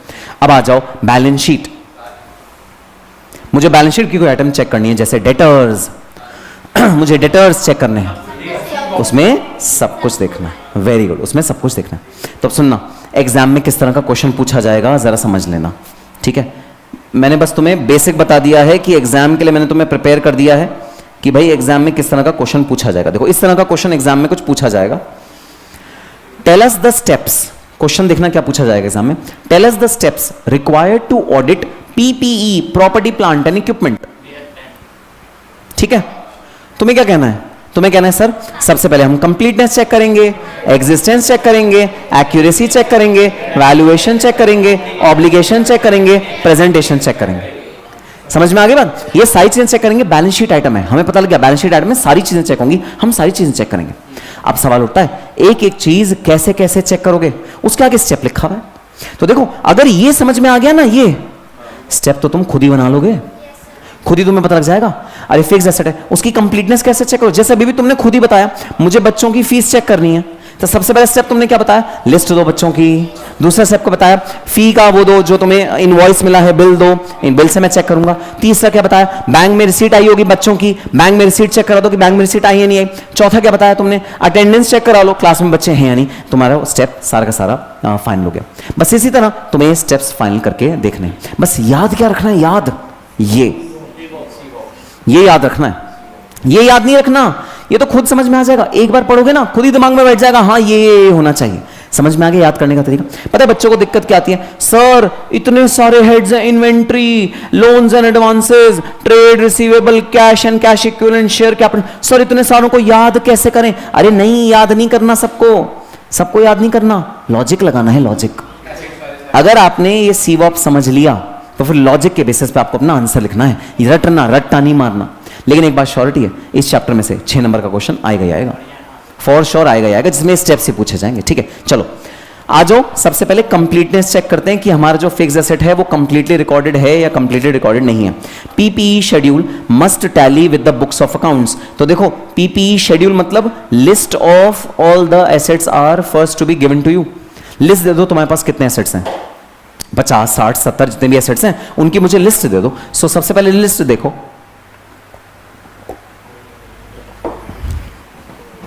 ठीक है, लिस्ट देख ली और वो बुक्स ऑफ अकाउंट्स में वही एसेट्स आ रहे हैं। हाँ जी हाँ सर वही वाले आ रहे हैं। ठीक है, ये मेरा पहला चेक हो गया। दूसरा फिजिकल वेरिफिकेशन रिपोर्ट देख लो। तो भाई कई बार ऑडिटर फिजिकल वेरिफिकेशन नहीं करता, एक इंडिपेंडेंट पर्सन आके फिजिकल वेरिफिकेशन करता है, उसकी रिपोर्ट देख लो कि सारे एसेट्स मेरे ऑर्गेनाइजेशन में हैं या नहीं है। क्या फिजिकल वेरिफिकेशन करोगे एसेट्स की? हाँ सर बिल्कुल करेंगे। फिजिकल वेरिफिकेशन एसेट्स और लायबिलिटीज का ही तो हो सकता है, तो उसका हम जरूर करेंगे। तो फिजिकल वेरिफिकेशन रिपोर्ट देख लो। Must tally with the PPE schedule. PPE schedule मतलब जो लिस्ट है पीपीई की, वही जैसे तुमने बच्चों की लिस्ट मांगी ना मेरे से, तुम अपने क्लाइंट से एसेट्स की लिस्ट मांगोगे, सारे एसेट्स की मुझको लिस्ट दे दो, ठीक है। चलो एग्जिस्टेंस, एग्जिस्टेंस कैसे चेक करोगे कि ये एसेट है, कैसे चेक करोगे? हाँ क्या मैं बैलेंस शीट में डाल देंगे नालायक? फिजिकली एसेट है कैसे चेक करोगे? Physical verification. तो फिजिकल वेरिफिकेशन करोगे, जाओगे फैक्ट्री, फैक्ट्री में बोलोगे लाओ ये एसी दिखा दो मुझे, सारे के सारे कितने प्रोजेक्टर कितने दिखा दो, फिजिकल वेरिफिकेशन करोगे, ठीक है। देन एक्यूरेसी कैसे चेक करोगे? एक्यूरेसी कि जो एसेट में अमाउंट डाला है बैलेंस शीट में वो सही है, कहां से चेक करोगे? Bill, invoice. इनवॉइस में अगर मेरे एसेट का वैल्यू है 50 लाख तो बैलेंस शीट में कितना आना चाहिए? 50 लाख, डेप्रिसिएशन माइनस करके। अच्छा गड़बड़ कर दी तुमने, गड़बड़ कर दी। अगर इनवॉइस में वैल्यू है 50 लाख तो मेरी बैलेंस शीट में अमाउंट कितना आना चाहिए? 50 लाख या 50 लाख से ज्यादा या 50 लाख से कम? 50 लाख से ज्यादा या 50 लाख से कम? नालायक, 50 लाख से ज्यादा। Loading unloading charges, installation charges भी तो ऐड होंगे। इस दुनिया में ऐसी कोई प्लांट एंड मशीनरी नहीं है जिसका लोडिंग अनलोडिंग नहीं होता, इंस्टॉलेशन नहीं होता। इंस्टॉलेशन तो होगा। अरे एसी भी लगाते हो, 1500 रुपए इंजीनियर लेके जाता है इंस्टॉलेशन के। तो जो इनवॉइस वैल्यू है उसके मुकाबले में जो बैलेंस शीट वैल्यू होगी वो ज्यादा होगी या कम होगी? ज्यादा होगी। ध्रुव कोई नहीं, बोल दो। अरे धर्मेंद्र को ही हंसाओगे और किसी को नहीं हंसाओगे? तो यूट्यूब पे जा रहा है ये लाइव, तुम पॉपुलर हो जाओगे। बता दो जोक, बता दो। अच्छा माइक में बता दो, सबको बता दो जोक। क्यों? धर्मेंद्र बता देगा। अच्छा तो ये तो अच्छी बात है, पॉपुलर हो जाओगे फिर, कैमरे में आ गए तो मम्मी पापा खुश। हमारा बेटा यूट्यूब पे, ध्रुव यूट्यूब पे, ओहो मम्मी कहेगी मजा आ गया। चलो अरिथमेटिकल एक्यूरेसी चेक करोगे, ठीक है। इनवॉइस से चेक करोगे। Amount of gross fixed asset सही है नहीं, चेक करोगे। डेप्रिसिएशन का अमाउंट सही कैलकुलेट किया है। अरे बताना डेप्रिसिएशन क्या प्रोरेट करते हो नंबर ऑफ डेज के बेसिस पे? हाँ नंबर ऑफ डेज के बेस में प्रोरेट करते हो ना, जितने नंबर ऑफ डेज में एसेट आया उतना डेप्रिसिएशन लगता है ना, बस उसको प्रोरेट करो। देखो कैलकुलेशन सही है नहीं, एक्यूरेसी पता लगेगी। अच्छा कॉस्ट ऑफ इंस्टॉलेशन को इंक्लूड करना है नहीं करना? सोच लो, अभी तुमने कहा था एसेट का वैल्यू कम होना चाहिए इनवॉइस वैल्यू से, करना है क्या? करना है। अच्छा अब एक बात बता दो भाई, ये सारे पॉइंट जनरल लॉजिक पे बेस्ड हैं या तुम्हें रट्टा मारना पड़ेगा? जनरल लॉजिक पे बेस्ड है। अगर तुमने ये लिस्ट 3 बारी एग्जाम से पहले पढ़ ली तो क्या एग्जाम में याद आ जाएगी? अपने आप आ जाएगी। ये लॉजिक है भाई। बस याद रखने वाली चीज क्या है? ये याद रखने वाली चीज है, ठीक है। और एग्जाम में जब प्रेजेंटेशन करो तो सिर्फ सी मत लिखना, कंप्लीटनेस पूरा वर्ड लिखना कि हम कंप्लीटनेस चेक करेंगे। एग्जिस्टेंस इसी तरह लिखना जैसे पूरा वर्ड आप लिखते हो, मतलब ये ऐसे छोटे छोटे सेंटेंसेस में मत लिखना। जैसे फिजिकल वेरिफिकेशन भी पूरा लिखना, we will check physical verification report, ऐसे पूरा लिखना। यहां तो मैंने शॉर्ट में लिखा ताकि याद तुम्हें अच्छे से रह जाए, ठीक है। चलो अच्छा बुक में मैंने पूरा दिया हुआ है, बुक में तुम्हें पूरा दिया हुआ है, ठीक। चलो नेक्स्ट वैल्यूएशन चेक करोगे क्या वैल्यू आ रही है बैलेंस शीट में और कितनी आनी चाहिए इंड एस के अकॉर्डिंग। हो सकता है फेयर वैल्यू कितना है, और जो हमारे अकाउंटिंग स्टैंडर्ड है, इंडिया वाले अकाउंटिंग स्टैंडर्ड है, वहां बुक वैल्यू है, हिस्टोरिकल कॉस्ट है। अब तुम्हारे ऊपर तुम कौन सा फॉलो कर रहे हो। अगर तुम फॉलो कर रहे हो अकाउंटिंग स्टैंडर्ड बुक वैल्यू, अगर फॉलो करो इंड एस तो फेयर वैल्यू। अब वैल्यूएशन तुम्हें चेक करनी पड़ेगी अपने एसेट्स की, ठीक है sir. Asset to be carried at cost less depreciation, जहां पर अकाउंटिंग स्टैंडर्ड यूज होने, और अदर रेलेवेंट मेथड, जो भी और मेथड प्रिस्क्राइब है वैल्यूएशन का वो यूज करना है, ठीक है। ऑब्लिगेशन मतलब कि तुम्हारा जो लायबिलिटीज हैं, क्या वो लायबिलिटीज तुम्हारी हैं लायबिलिटीज और कहीं और लायबिलिटी तो नहीं जो तुमने मिस करी नहीं है, ठीक है। और एसेट के केस में भी ऑब्लिगेशन का मतलब ये है एसेट की ओनरशिप तुम्हारी है पड़ोसी की है। कहीं ऐसा तो नहीं एसेट खरीदा पड़ोसी ने, तुमने अपनी फैक्ट्री में लाके रख लिया और तुम उस पर डेप्रिसिएशन क्लेम कर रहे हो। कैसे पता लगेगा एसेट तुम्हारा है? भाई ये बोतल है, ये सौरभ के आगे रखी है, कैसे पता लगेगी ये बोतल सौरभ की है? हो सकता है धर्मेंद्र को सौरभ ने चुरा लियो, सौरभ ऐसी हरकतें कर सकता है भाई, ठीक है। तो अगर ये बोतल पे नाम लिखा हो, इसकी इनवॉइस पे नाम लिखा हो सौरभ, तो क्या प्रूव हो जाएगा कि ये सौरभ की है? हाँ सर प्रूव हो जाएगा सौरभ की, ठीक है। तो हमारा एडिशन डिलीशन एसेट्स के जो हैं वो अप्रूव होने चाहिए ऑथराइज पर्सोनल से, हमारे जो एमडी है उनसे अप्रूव हो हमारे सारे एडिशन। इनवॉइस या रजिस्ट्रेशन डॉक्यूमेंट, अरे सुनो इमूवेबल प्रॉपर्टी के केस में इनवॉइस होती है क्या? 2 तरह का एसेट होता है, मूवेबल इमूवेबल। इमूवेबल के केस में तो इनवॉइस, मूवेबल के केस में तो इनवॉइस, और इमूवेबल के केस में, इमूवेबल का एग्जांपल दो, लैंड बिल्डिंग, इस केस में इनवॉइस होती है कुछ और? रजिस्ट्री। तो इमूवेबल के केस में क्या देखोगे? Registration document. मूवेबल के केस में क्या देखोगे? इनवॉइस। बताओ बात समझ में है? तो आप इनवॉइस देखोगे, रजिस्ट्री देखोगे। Must have name of the company to ensure legal ownership. Legal ownership company के पास है, ठीक है। अच्छा, प्रेजेंटेशन कैसे देखोगे? प्रेजेंटेशन देखोगे भाई current assets, non current assets. Non current assets में फिक्स एसेट आ रहे हैं, करंट असेट में debtor, inventory, stock, prepaid expenses, इस तरह की सारी चीजें करंट एसेट्स में आ रहे हैं। तो current asset, non current asset में बाइफिकेशन और उसमें एसेट ढंग से डिस्क्लोज हो, वो चीज आपको देखनी है प्रेजेंटेशन के तौर पे। तो non current asset, fix asset, tangible asset. Gross asset, depreciation must be disclose separately. Depreciation minus करके नेट ऑफ करके दिखाते हैं या ग्रॉस माइनस डेप्रिसिएशन अलग से लिखते हैं? अरे क्या फर्क पड़ता है, बैलेंस शीट तो टैली हो जाएगी। क्या फर्क पड़ता है? बैलेंस शीट तो टैली हो जाएगी ना, नेट करके लिख दो, डेप्रिसिएशन अलग से क्यों दिखाना? नहीं सर, गलत हो जाएगा, एग्जाम में मार्क्स भी कट जाएंगे और कंपनीज एक्ट भी फॉलो नहीं होगा। डेप्रिसिएशन हमेशा अलग से दिखाना जरूरी है, प्रेजेंटेशन सही से फॉलो करनी है जरूरी है। बताओ बात समझ में आई? चलो नेक्स्ट आ जाओ, इन्वेंट्री या स्टॉक एंड ट्रेड। ठीक है, बताना जरा इन्वेंट्री कितने टाइप की होती है? कौन कौन से टाइप होते हैं इन्वेंट्री के?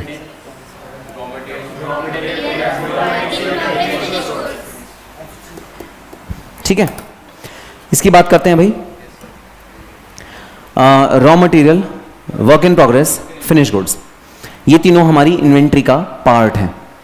ये तीनों जब हमारी इन्वेंट्री का पार्ट हैं तो ये बैलेंस शीट में डिस्क्लोज होती हैं, इनकम स्टेटमेंट में? बैलेंस शीट में। तो यहां पर मैं सीवॉप में से कौन कौन से फैक्टर्स को चेक करूंगा? सारे, पक्का सारे। तो पूरा का पूरा सीवॉप मेरा चेक होगा, ठीक है, पूरा का पूरा सीवॉप मेरा चेक होगा, ठीक है। अब वो भी कंप्लीटनेस कैसे चेक करोगे कि इन्वेंट्री कंप्लीटली मेरी बुक्स में है? सर लिस्ट दे दो, आपके पास कितनी इन्वेंट्री है और वो सारी बुक्स ऑफ अकाउंट्स में आ रही हैं। मैं सबसे पहले चेक करूंगा कि लिस्ट से इन्वेंट्री सही से मैच कर रही है या नहीं कर रही, मस्ट चाली। अच्छा, फिर क्या फिजिकली मैं देखूंगा इन्वेंट्री को? गोडाउन में देख सकता हूं? हाँ, ऑडिटर रूम में कह सकता हूं मुझे गोडाउन में दिखा दो इन्वेंट्री रखी है। वेयर हाउस जा सकता हूं, मैं फिजिकल वेरिफिकेशन कर सकता हूं, वो भी करके देखूंगा। Inventory schedule should tally with the books of accounts. अच्छा, कट ऑफ प्रोसीजर्स, क्या काम आएंगे कट ऑफ प्रोसीजर्स? यहां पर कट ऑफ प्रोसीजर काम आएंगे, बिल्कुल सर। जिस इन्वेंट्री के रिस्क एंड रिवॉर्ड ट्रांसफर हो गया है वो हमारा नहीं है। मान लो कोई दुकान पे तुम गए, दुकानदार ने बोला भाई ये आप खरीद लीजिए, आप ले जाइए अपने साथ, जो आपने पैसे दे दिए, आपने पैसे दे दिए, आप ले जाइए अपने साथ। तो भाई पर्सन ने कहा नहीं नहीं, मैं 2 दिन बाद कलेक्ट करके लेके जाऊंगा। दुकानदार ने तभी कह दिया, अगर ये 2 दिन में टूट गया हमारी जिम्मेदारी नहीं होगी सर। कई दुकानदार ये कहते हैं 2 दिन आप रख के तो जा रहे हो, टूट गया हमारी जिम्मेदारी नहीं होगी, हमारे तो इतना रश रहता है, इतने लोग आते हैं सर, हम कहां संभालते रहेंगे, 2 दिन हमारी जिम्मेदारी नहीं होगी। अब बताना क्या वो जो गुड है वो दुकानदार ने कस्टमर को ट्रांसफर कर दिया? नहीं किया, क्योंकि कस्टमर ने कहा कि भाई मैं यहीं छोड़ के जाना चाहता हूं। दुकानदार ने कहा रिस्क लेकिन आप अपने साथ लेके जा रहे हैं। बताना जो सेल्स बुक होगी वो जब कस्टमर लेके जाएगा तब बुक होगी या आज की डेट पे हो गई? आज के डेट पे हो गई। क्यों? क्योंकि रिस्क एंड रिवॉर्ड ट्रांसफर हो गया।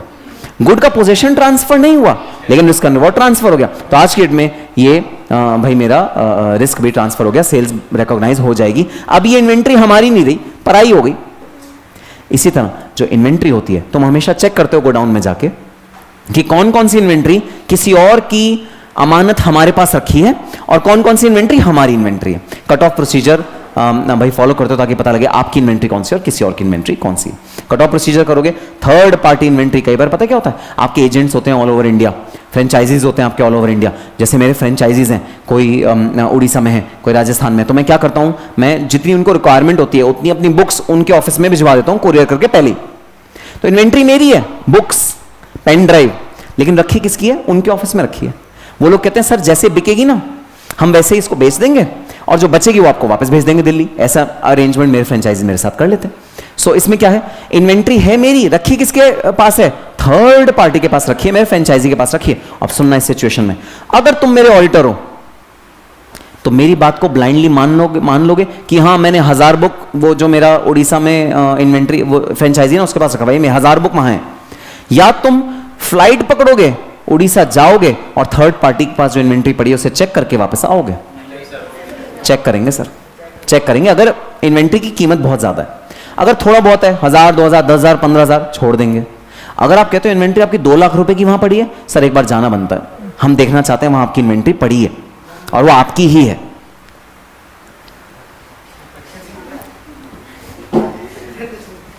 क्या बोले? मैंने कुछ कहा ही नहीं, अरे तो आवाज़ कैसे आ गई? कुछ नहीं कहा, आवाज़ कैसे आई? मैंने कुछ कही नहीं भाई से। नहीं वो तो ठीक है, आवाज़ कहाँ से आई? आज कहीं और से भी आवाज़ निकालते हो तो मुंह के अलावा, बिना कहे? चलो इधर आ जाओ। तो अभी साफ करी थी ना मैंने। सर सौरभ के लिए करी थी। हाँ हाँ, नहीं नहीं कोई बात, ऐसा नाम थोड़ी लिखा है, नाम थोड़ी लिखा है। चलो आ जाओ। अरे नहीं नहीं, अरे अरे वैसे नहीं बैठ रहे हैं दोनों, अरे चल, अरे अरे अरे मैं चलो उधर बैठ जाऊंगा। नहीं नहीं नहीं, नहीं, उसको डिस्टर्ब करोगे, वो पढ़ने वाली बच्ची है। चलो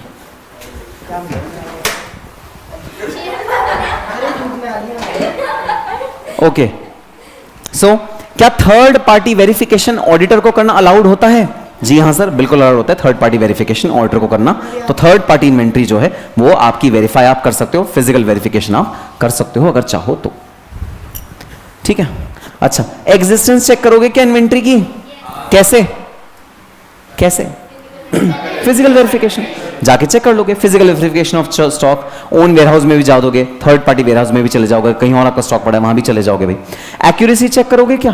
बिल्कुल सर, अरिथमेटिक कैलकुलेशन चेक करेंगे।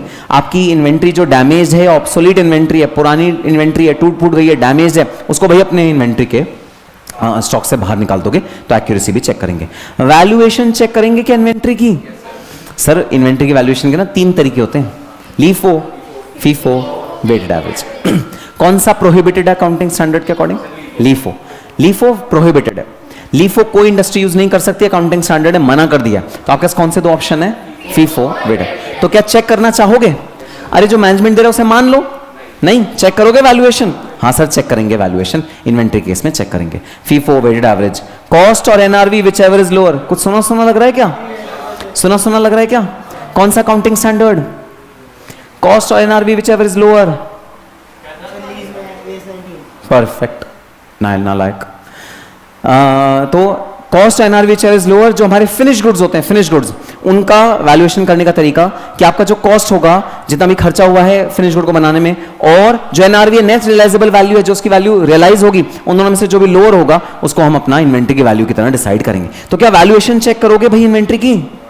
इन्वेंट्री की वैल्यूएशन हम चेक करेंगे, फिनिश गुड के केस में ये होता है। अच्छा, रॉ मटेरियल के केस में वैल्यू कैसे डिटरमाइन करते हैं? रॉ मटेरियल के केस में, रॉ मटेरियल, सुनो मैं एक एग्जांपल देता हूं। हमने रॉ मटेरियल खरीदा 10 रुपए पर केजी का, और उसकी मार्केट की वैल्यू आज के डेट में गिर गई, 7 रुपए पर केजी रह गई, और ये permanent diminution in value of raw material है। Permanent diminution in value of raw material, तो हमारा जो रॉ मटेरियल है वो 10 रुपए पे दिखाया जाएगा, 7 रुपए पे दिखाया जाएगा? नालायक, 7 रुपए पे। जब परमानेंट डिमिनिशन होता है, जब आपने परमानेंट डिमिनिश कर दिया, रॉ मटेरियल की वैल्यू मार्केट में कम हो गई, तो हम लोअर यूज करते हैं, जो डिमिनिशन के बाद वाली वैल्यू आती है। सेम प्रिंसिपल इन्वेस्टमेंट में भी यूज होता है, इन्वेस्टमेंट में हम जब वैल्यू करते हैं अपनी बैलेंस शीट। ठीक है, सो वैल्यूएशन देखोगे क्या इन्वेंट्री में? जी सर, वैल्यूएशन देखेंगे इन्वेंट्री में। ठीक है, ऑब्लिगेशन, ऑब्लिगेशन देखोगे ये इन्वेंट्री हमारी है किसी और की है? ऑब्लिगेशन देखोगे? बिल्कुल सर, ऑब्लिगेशन देखेंगे। अच्छा, कंफर्मेशन थर्ड पार्टी से मिल सकता है क्या? कंफर्मेशन थर्ड पार्टी से ले लें कि भाई अगर इन्वेंट्री मान लो थर्ड पार्टी के पास रखी है, आप खुद वहां नहीं जाना चाहते, तो कंफर्मेशन अगर आ जाए कि हाँ इतना मटेरियल हमारी थर्ड पार्टी के पास रखा है, तो क्या वो एक अच्छा डॉक्यूमेंटेशन, अच्छा वाउचिंग का तरीका होगा? हाँ सर, अगर वैल्यू बहुत ज्यादा नहीं है तो आप खुद वहां जाने के बजाय कंफर्मेशन मंगा लो, वो भी हमारा एक वैलिड भाई डॉक्यूमेंट होगा। अच्छा, प्रेजेंटेशन, प्रेजेंटेशन सही होनी चाहिए क्या? Work in progress, raw material, finish good को अलग अलग डिस्क्लोज करना चाहिए क्या? इन सबको अलग अलग डिस्क्लोज, क्या कंबाइन करके इकट्ठा डिस्क्लोज कर दूं क्लोजिंग स्टॉक? नहीं, सबको अलग अलग डिस्क्लोज करना पड़ेगा। जी हाँ सर, सबको अलग अलग डिस्क्लोज करना पड़ेगा, तो प्रेजेंटेशन भी इंपॉर्टेंट है। समझ में आई बात? ठीक है, तो ये भाई इन्वेंट्री या स्टॉक इन ट्रेड। चलो अब एक लायबिलिटी साइड का ले लें, ये एसेट साइड तो बहुत सारे हो गए, एक लायबिलिटी साइड का लें, लायबिलिटी, शेयर कैपिटल। चलो एक लेते हैं शेयर कैपिटल। क्या होता है भाई share capital? What is share capital? Equity या प्रेफरेंस शेयर होल्डर्स, जो हमारे बिजनेस में कैपिटल इन्फ्यूज जिन्होंने किया है, वो होता है शेयर कैपिटल। ठीक है, अब जो उन्होंने शेयर कैपिटल इन्फ्यूज किया होता है बिजनेस में, क्या इसको भी चेक करें या छोड़ दें? तो इन्फ्यूज हो गया तो हो गया, क्या फर्क पड़ रहा है? चेक क्या करने की जरूरत है? ये सबसे ज्यादा चेक करने की जरूरत है। पता है क्यों? इससे ये पता लगता है कि बिजनेस में पैसा कहीं अंडरवर्ल्ड का तो नहीं लगा हुआ। कई सारी कंपनीज ऐसी हैं जिनको जो फंड करते हैं वो दुबई के अंडरवर्ल्ड के लोग करते हैं, और पहले तो ऐसे बहुत निकल के आए हैं।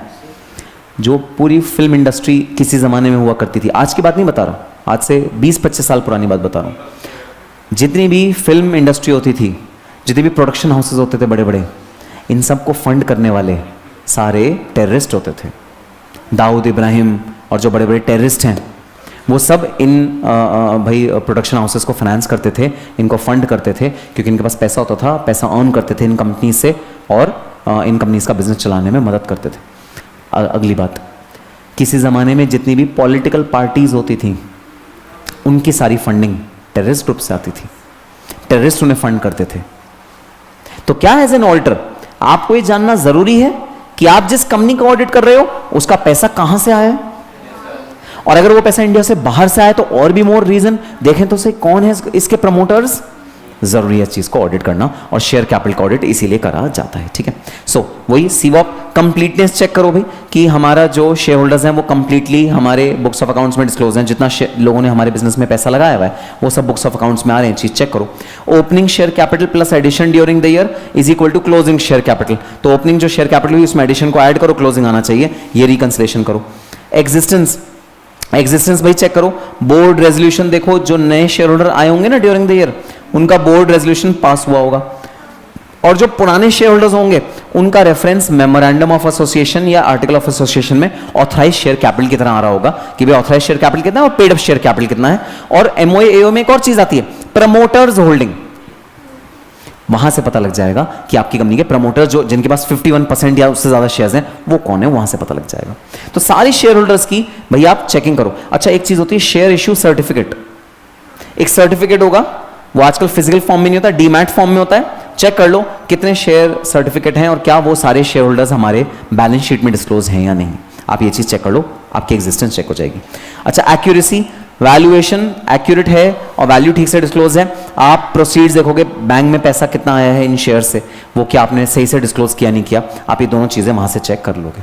ठीक है, ऑब्लिगेशन, क्या ये शेयर होल्डर्स एक्चुअली में आपके शेयर होल्डर्स हैं, आप शेयर इश्यू सर्टिफिकेट से चेक करोगे। शेयर होल्डर्स अग्रीमेंट होता है कई जगह पे, उससे चेक करोगे कि एग्रीमेंट एंटर हुआ ही नहीं हुआ, share holders agreement. SEBI guidelines to be followed और नॉट, तो सेबी उन कंपनीज के लिए होता है जो लिस्टेड कंपनीज हैं, लिस्टेड कंपनीज ने भाई सेबी की गाइडलाइन फॉलो करी या नहीं करी, आप ये चीज चेक कर लोगे। और फाइनली प्रेजेंटेशन डिस्क्लोजर, प्रेजेंटेशन में ऑथराइज शेयर कैपिटल अलग से नजर आता है, पेड अप अलग से नजर आता है।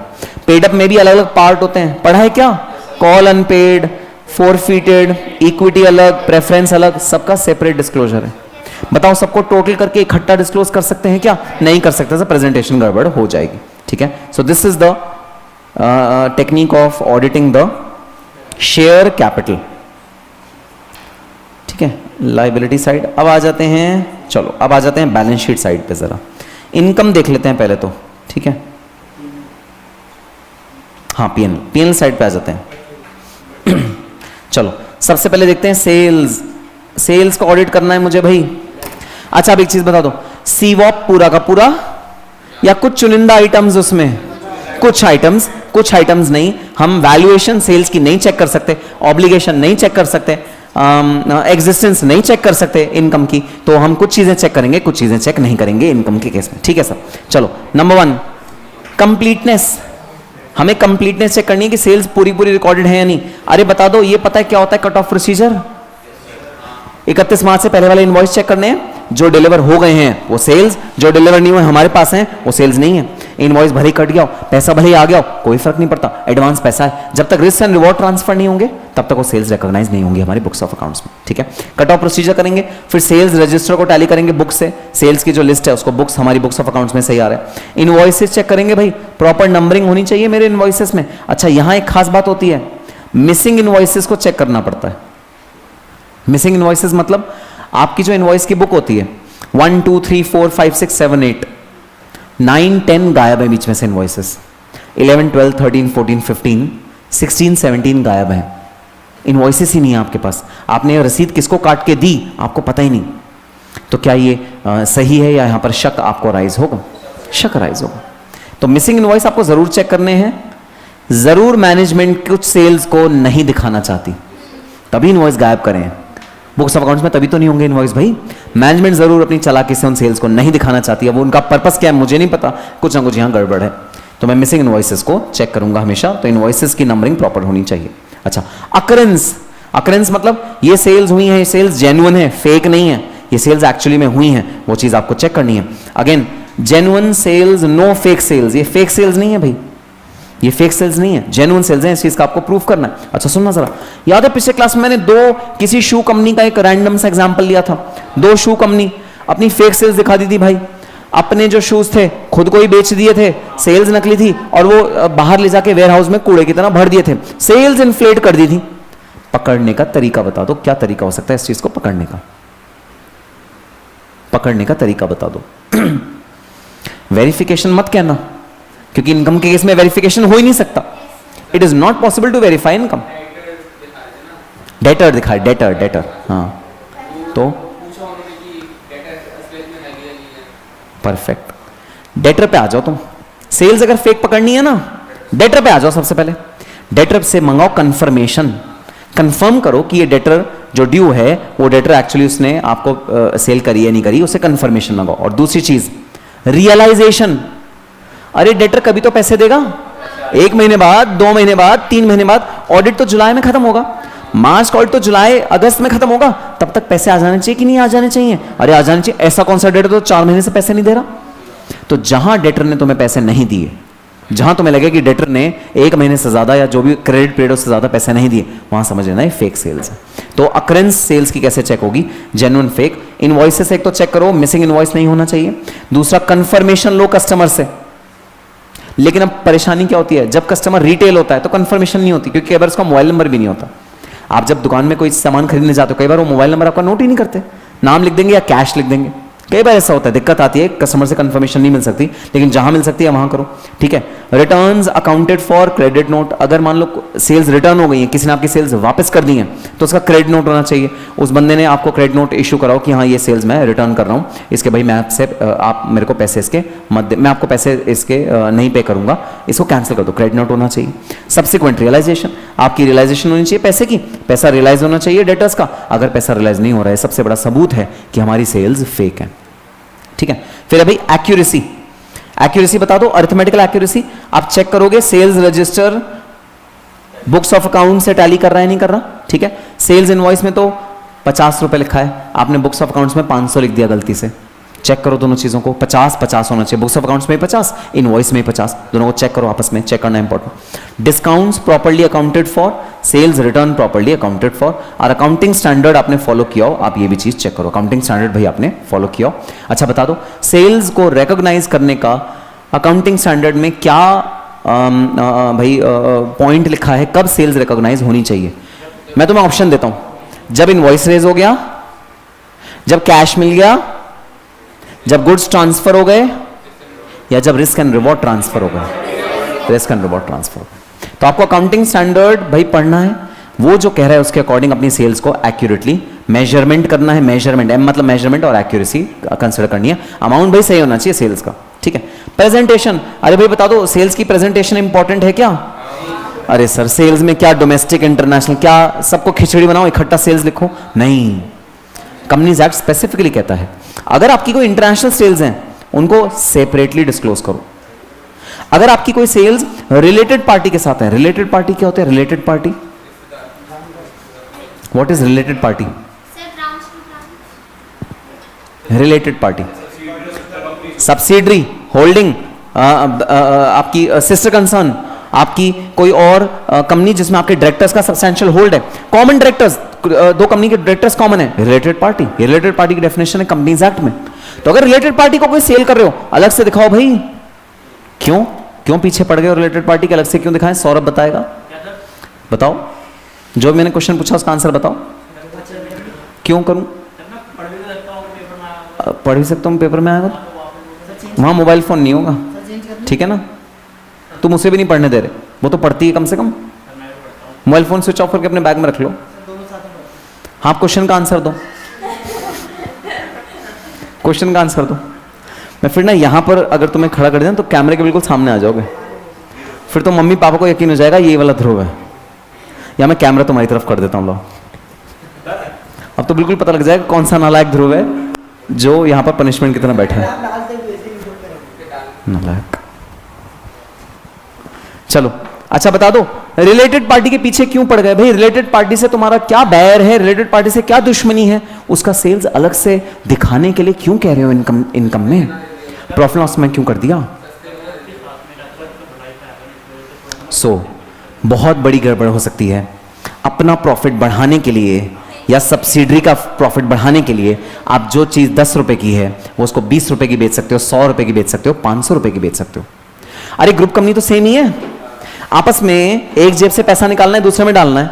अगर ये हरकत करने में किसी कंपनी का फायदा हो गया या किसी एक सब्सिडरी का फायदा हो गया, टैक्स बच गया, टैक्स कम पे करना पड़ा सब्सिडरी को, तो तुम करने की कोशिश करोगे ना। इसलिए रिलेटेड पार्टी ट्रांजैक्शन को अलग से दिखाते हैं ताकि उसको हम स्क्रूटनी कर पाएं कि वो सही रेट पे आपने दिया है नहीं दिया, इसे उससे अलग से डिस्क्लोज करते हैं। तो ये सारी चीजें आपको अलग से डिस्क्लोज करनी पड़ेंगी। तो प्रेजेंटेशन समझ में आया भाई? चलो अब आ जाते हैं परचेजेस। रॉ मटेरियल परचेज करते हैं हम। रॉ मटेरियल जब परचेज करते हैं तो उसका हमको इनवॉइस मिलता है, ठीक है।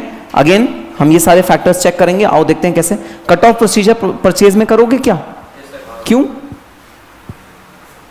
परचेज में क्यों? इनकम में तो समझ में आया, परचेज में क्यों?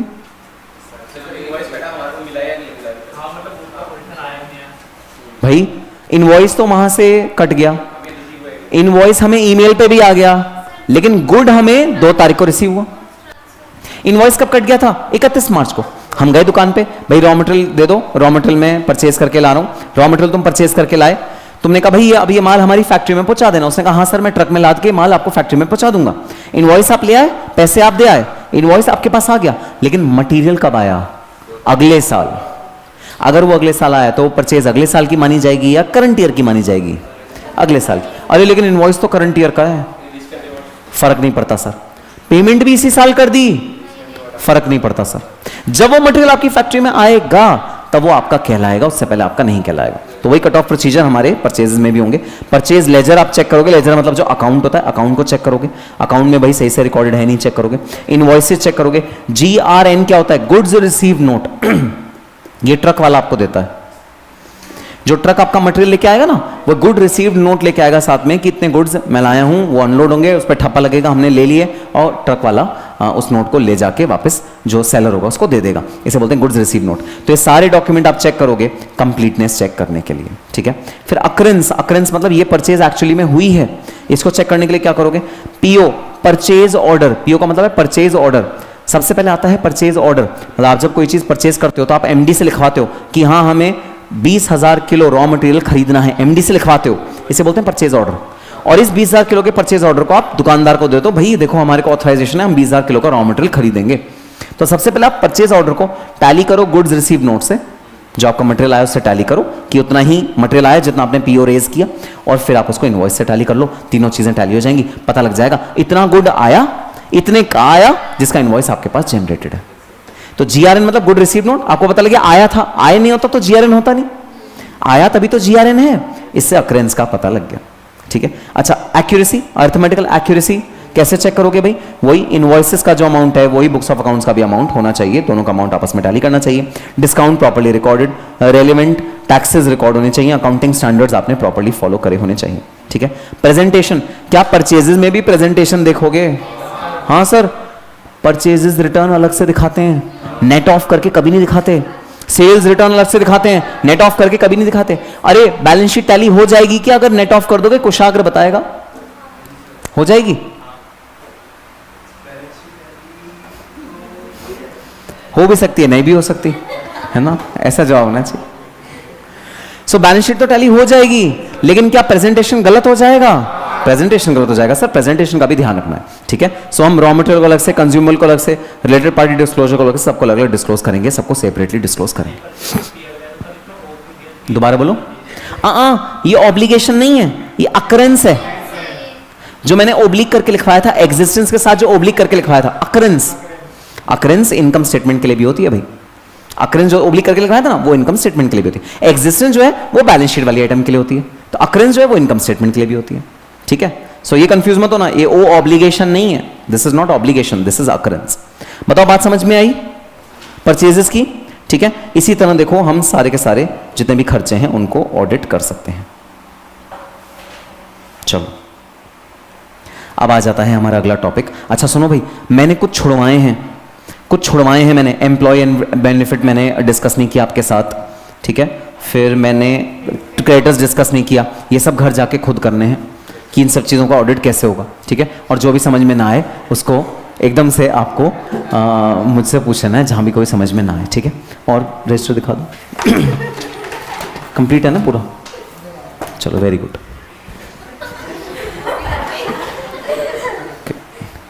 चलो लिख लो, वेरी इंपॉर्टेंट टॉपिक, इसमें से भी कई बार क्वेश्चन, ये पूरा चैप्टर इंपॉर्टेंट है भाई, ये पूरा चैप्टर इंपॉर्टेंट है क्योंकि इसके अंदर से 4 मार्क्स 5 मार्क्स के शॉर्ट नोट्स मतलब हर एग्जाम में पूछे जाते हैं। और ये क्योंकि टुकड़ों टुकड़ों में चैप्टर है, ये कोई एक ही कंसेप्ट पूरे चैप्टर में नहीं है, टुकड़ों टुकड़ों में चैप्टर है, टुकड़ों में बहुत सारे कंसेप्ट हैं, इसलिए कोई भी कंसेप्ट पूछ लेता है एग्जामिनर, 6 मार्क्स 5 मार्क्स 4 मार्क्स का कोई भी कंसेप्ट पूछ लेता है। चलो नेक्स्ट आ जाते हैं, ब्रांच ऑडिट, ठीक है।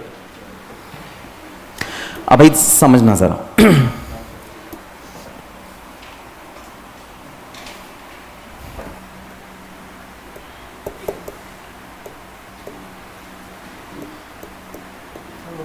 एक कोचिंग इंस्टीट्यूट है जिसका नाम है ब्राइट विजन एकेडमी, उसका दिल्ली में हेड ऑफिस है, ठीक है। हाँ जी,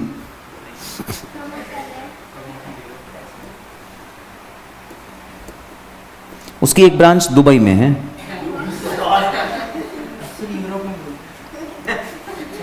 एक ब्रांच गोवा में है, एक ब्रांच स्पेन में है,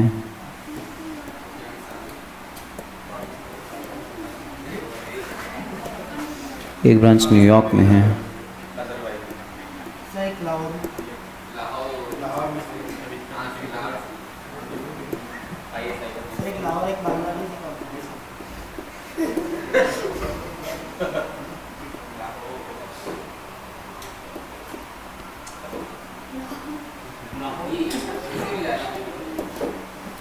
हाँ भाई समझना जरा, हेड ऑफिस एक है दिल्ली में, तो कंपनी रजिस्टर्ड कहाँ है? कंपनी रजिस्टर्ड दिल्ली में, ठीक है। और इसकी ना अलग अलग ब्रांचेस हैं, ब्रांच दुबई की branch, Goa branch, Spain branch, New York branch, Gwalior branch, London branch, Lahore branch, इसकी अलग अलग ब्रांचेस हैं, इंडिया में भी, इंडिया के बाहर भी। अब मेरा तुमसे एक सवाल है, क्या ब्रांच का और हेड ऑफिस का सेपरेट लीगल एग्जिस्टेंस होता है या branch is an extension of head office only? Correct. तो सबसे पहले तो एक बात समझो, ये अलग नहीं है, ये सब्सिडरी नहीं है भाई, सब्सिडरी होती है अलग एग्जिस्टेंस होता, वो लीगल एग्जिस्टेंस वो अलग अलग है, भले रिलेटेड हैं लेकिन लॉ की निगाह में दो अलग अलग लोग हैं। यहां लॉ की निगाह में ये अलग अलग लोग नहीं है, ये पूरा एक ही परिवार है, ये पूरा एक ही शरीर है, बट किसी का हाथ है, किसी का पैर है, किसी का कान है, किसी की आंख है, वो अलग अलग जगह पे है। पूरा का पूरा ये एंटिटी एक ही है, legal entity is only one, which is bright vision academy, that is the company which is registered on the companies act in Delhi. ये पूरी पूरी जो एकेडमी है एक ही है, तो ब्रांच ऑफिस अलग नहीं है, एक ही है, वही हेड ऑफिस का एक्सटेंशन है। जैसे मैंने एक अपना आर्म एक्सटेंड कर दिया, आर्म एक्सटेंशन है branch office, branch office is not a separate legal entity, ठीक है। तो ध्रुव बताएगा कि अगर ये सेपरेट लीगल एंटिटी नहीं है तो क्या ऑडिटर्स अलग अलग सिलेक्ट होंगे या एक ही ऑडिटर सिलेक्ट होगा पूरी की पूरी कंपनी का? एक ही होगा, कायदे की बात है। अरे भाई एक ही ऑडिटर ऑडिट करेगा और वो पूरी की पूरी सारी ब्रांचेस का भी भार संभालेगा, उसके कंधों पे पूरी लायबिलिटी होगी, उसके शोल्डर्स पे, ब्रांच ऑफिस की भी, हेड ऑफिस की भी, सारी की सारी ब्रांचेस की भी एक ही ऑडिटर के कंधों पे भाई रिस्पॉन्सिबिलिटी होगी, होगी या नहीं होगी एक ही ऑडिटर के कंधों पे? अच्छा, अब सर 6 महीने का समय, वो बेचारा कहां कहां जाएगा, कहां कहां जाएगा ऑडिट करने के लिए? तो भाई क्या करें, दिक्कत है। ये सारी जो ब्रांचेस हैं, ये सारी ब्रांचेस में बहुत सारी बड़ी बड़ी ब्रांचेस भी हैं, जाना जरूरी भी है, ऑडिट करना है। चलो कुछ को छोड़ भी देते हैं, ऑडिटर की अपनी समझ है भाई। ग्वालियर छोड़ दिया, बहुत छोटी सी ब्रांच है, उससे रेवेन्यू होता है साल का 4-5 करोड़, छोटी सी ब्रांच है, छोड़ दिया। दुबई वाली ब्रांच का होता है रेवेन्यू साल का 100 करोड़, वहां जाना पड़ेगा। दिल्ली हेड ऑफिस का रेवेन्यू होता है साल का 50 करोड़, यहां तो ऑडिट ऑफ कोर्स करना पड़ेगा, यहां तो करना पड़ेगा, इसमें कोई चारा ही नहीं है, ठीक है। ग्वालियर छोड़ दिया, बहुत छोटा सा थोड़ा बहुत बिजनेस होता है, ग्वालियर छोड़ दिया, ठीक है। अब ऑडिटर को सबसे पहले तो ये डिसाइड करना है कौन सा ब्रांच छोड़ दूंगा। ऑर्डर ग्वालियर छोड़ दो, लाहौर छोड़ दो, छोटा सा भाई ब्रांच है, उसके अंदर ज़्यादा बिजनेस नहीं होता, छोटा सा है, अगर मान लो छोड़ दिया तो चलेगा, ठीक है। अब बड़े बड़े ब्रांचेस भी ये हैं, ठीक है, बड़े बड़े ब्रांचेस भी ये बचे हुए हैं। अब भी क्या is it practical for the auditor to visit each and every branch? क्या प्रैक्टिकल है ऑडिटर के लिए कि वो हर ब्रांच में जा सके? क्या फीजिबल है एक ही ऑडिटर के लिए कि वो सारे ब्रांचेस में जा सके? नहीं फीजिबल है सर। तो लॉ ने क्या बोला, सुनना। लॉ कहता है इफ द ऑडिटर थिंक्स सो, अगर ऑडिटर चाहे तो वो जो ब्रांचेस हैं कंपनी की उनके लिए एक सेपरेट ऑडिटर अपॉइंट कर सकता है कंपनी को बोल के, जो उस ब्रांच का ऑडिट करेंगे और रिपोर्ट को हेड ऑफिस वाले ऑडिटर को दे देंगे। तो जैसे मैं हेड ऑफिस का ऑडिटर हूं, मैंने भाई अपॉइंट कर दिया कि भाई सौरभ जरा चले जाना गोवा और गोवा वाली ब्रांच का ऑडिट करके मुझे बता दो उसमें सब सही है या नहीं। सौरभ ने कहा ठीक है सर मैं कर दूंगा, और कंपनी से अग्री कर लिया, हम फीस भाई सौरभ को दे देंगे, ठीक है। फिर मैंने अपॉइंट कर लिया कि भाई तुम यहाँ चले जाओ, तुम यहाँ चले, मैंने कुछ ऑडिटर्स को अपॉइंट कर लिया जो उसी एरिया के हैं। तो मैंने न्यूयॉर्क से इंडिया से थोड़ी भेजूंगा किसी को, मैं तो न्यूयॉर्क का ऑडिटर अपॉइंट कर लूंगा, जाने जाने में इतना खर्चा हो जाएगा, अच्छा वहीं के ऑर्डर को अपॉइंट कर लो, वहीं के सीए को या वहां का जो सीपीए होता है उसको अपॉइंट कर लो, है ना। तो मैं अपॉइंट कर लूंगा न्यूयॉर्क में कि न्यूयॉर्क वाला बंदा भाई कर लेगा, गोवा में गोवा का कोई बंदा कर लेगा, मैंने अपॉइंट कर लिया। स्पेन तो मैं खुद जाऊंगा, स्पेन इतनी ब्यूटीफुल कंट्री है, यहां तो मैं खुद ही जाऊंगा, यहां पर भाई कोई और किसी को ऑर्डर नहीं कर दूंगा। इसलिए नहीं कि ब्यूटीफुल कंट्री है, इसलिए नहीं, इसलिए कि ये बहुत बड़ी ब्रांच ऑफिस है, इसमें मुझे ही जाना पड़ेगा, मैं मेन ऑडिटर हूं, इसमें तो मुझे ही जाना पड़ेगा, इसमें और कोई नहीं कर सकता। दिल्ली का ऑडिट मैं खुद करूंगा, दुबई का ऑडिट मैं खुद करूंगा, क्योंकि बड़ी बड़ी एंटिटीज हैं, बड़ी बड़ी ब्रांचेस हैं, इनका तो मैं खुद ही करूंगा। समझ में आ गया? सिग्निफिकेंट ब्रांचेस हैं वो मैं खुद करूंगा, ठीक है। अब मेरा तुम लोगों से एक सवाल, उसमें ऑडिट होगा ही नहीं, एक मिनट, उसे मैं एज इट इज अपने कंसोलिडेशन में अपनी बैलेंस शीट में ले आऊंगा, इनकम स्टेटमेंट में ले आऊंगा। अरे बैलेंस शीट तो बनी है, चेक नहीं हुआ, चेक नहीं हुआ अलग बात है, इनकम स्टेटमेंट तो बनी है, मैं उसे एज इट इज इनकॉर्पोरेट कर दूंगा। चलो अब आ जाते हैं इस मुद्दे पे जो मैं क्वेश्चन पूछने वाला हूं, सुनना जरा, सुनना। इन ब्रांचेस का ऑडिट नहीं हुआ, what if some fraud comes up in these branches? तो सुनना जरा, लाहौर ब्रांच ने दिखाया है कि हमारा रेवेन्यू हुआ है 50 लाख, जबकि उनका रेवेन्यू हुआ था 50 करोड़, झूठ दिखा दिया, बताया नहीं, छुपा ली रसीदें। और जो ग्वालियर वाला ब्रांच है उसने भी सेम हरकत करी, उसका जो रेवेन्यू हुआ है वो है 20 करोड़ और दिखाया कितना है 20 लाख, झूठ बोल दिया। अब सवाल ये उठता है कि ऑडिटर ने अपनी समझ से जो उसे सही लगा वो किया, लेकिन अल्टीमेटली लायबिलिटी किसकी? अगर कोई ब्रांच छूट गई तो अल्टीमेटली लायबिलिटी किसकी? परफेक्ट, लायबिलिटी भाई मेन ऑडिटर की रहेगी। मेन ऑडिटर ये नहीं कह सकता मैं तो गया ही नहीं। अरे तो क्यों नहीं गया? क्योंकि टाइम नहीं था, वो तुम्हारी दिक्कत थी, टाइम नहीं था, मेरे को मत बोलना, ठीक है, तुम्हारी जजमेंट है भाई, तुम जजमेंट करो ना। अगर मैं टीचर हूं और मैं आपको टेस्ट दे रहा हूं और मैं ये कहता हूं कि भाई ये बच्चे ने जो क्वेश्चन किया था ना, मैंने तो आखिरी का आंसर पे टिक कर दिया, मैंने ऊपर जो वर्किंग थी वो तो देखी नहीं, वर्किंग गलत थी, बच्चे का आखिरी का आंसर ठीक था कि पीछे वाले से इसने टेप के लिखा था, वर्किंग तो मैंने देखी नहीं, तो क्या ये मतलब क्या ये टीचर की गलती है? हाँ, क्यों नहीं देखा? क्यों तुम्हारी जजमेंट गलत हो गई? क्यों तुमने वो ब्रांचेस छोड़े? तो अगर कोई ऑडिटर कोई ब्रांच को डिसाइड करता है कि हम छोड़ देंगे, उसको ऑडिट नहीं करेंगे, तो उसकी जो लायबिलिटी है वो किस पर रहती है? ब्रांच पे या मैनेजमेंट पे शिफ्ट हो जाती है या ऑडिटर पे ही रहती है? ऑडिटर पे ही रहती है भाई, वो ब्रांच पे शिफ्ट नहीं होती या वो मैनेजमेंट पे शिफ्ट नहीं होती। अगर कल को इन ब्रांचेस में कोई घपला निकला तो किसका कॉलर पकड़ा जाएगा? जो हेड ऑफिस का मेन ऑडिटर है उसका गला पकड़ा जाएगा, उसका कॉलर पकड़ा जाएगा। हाँ बोलो।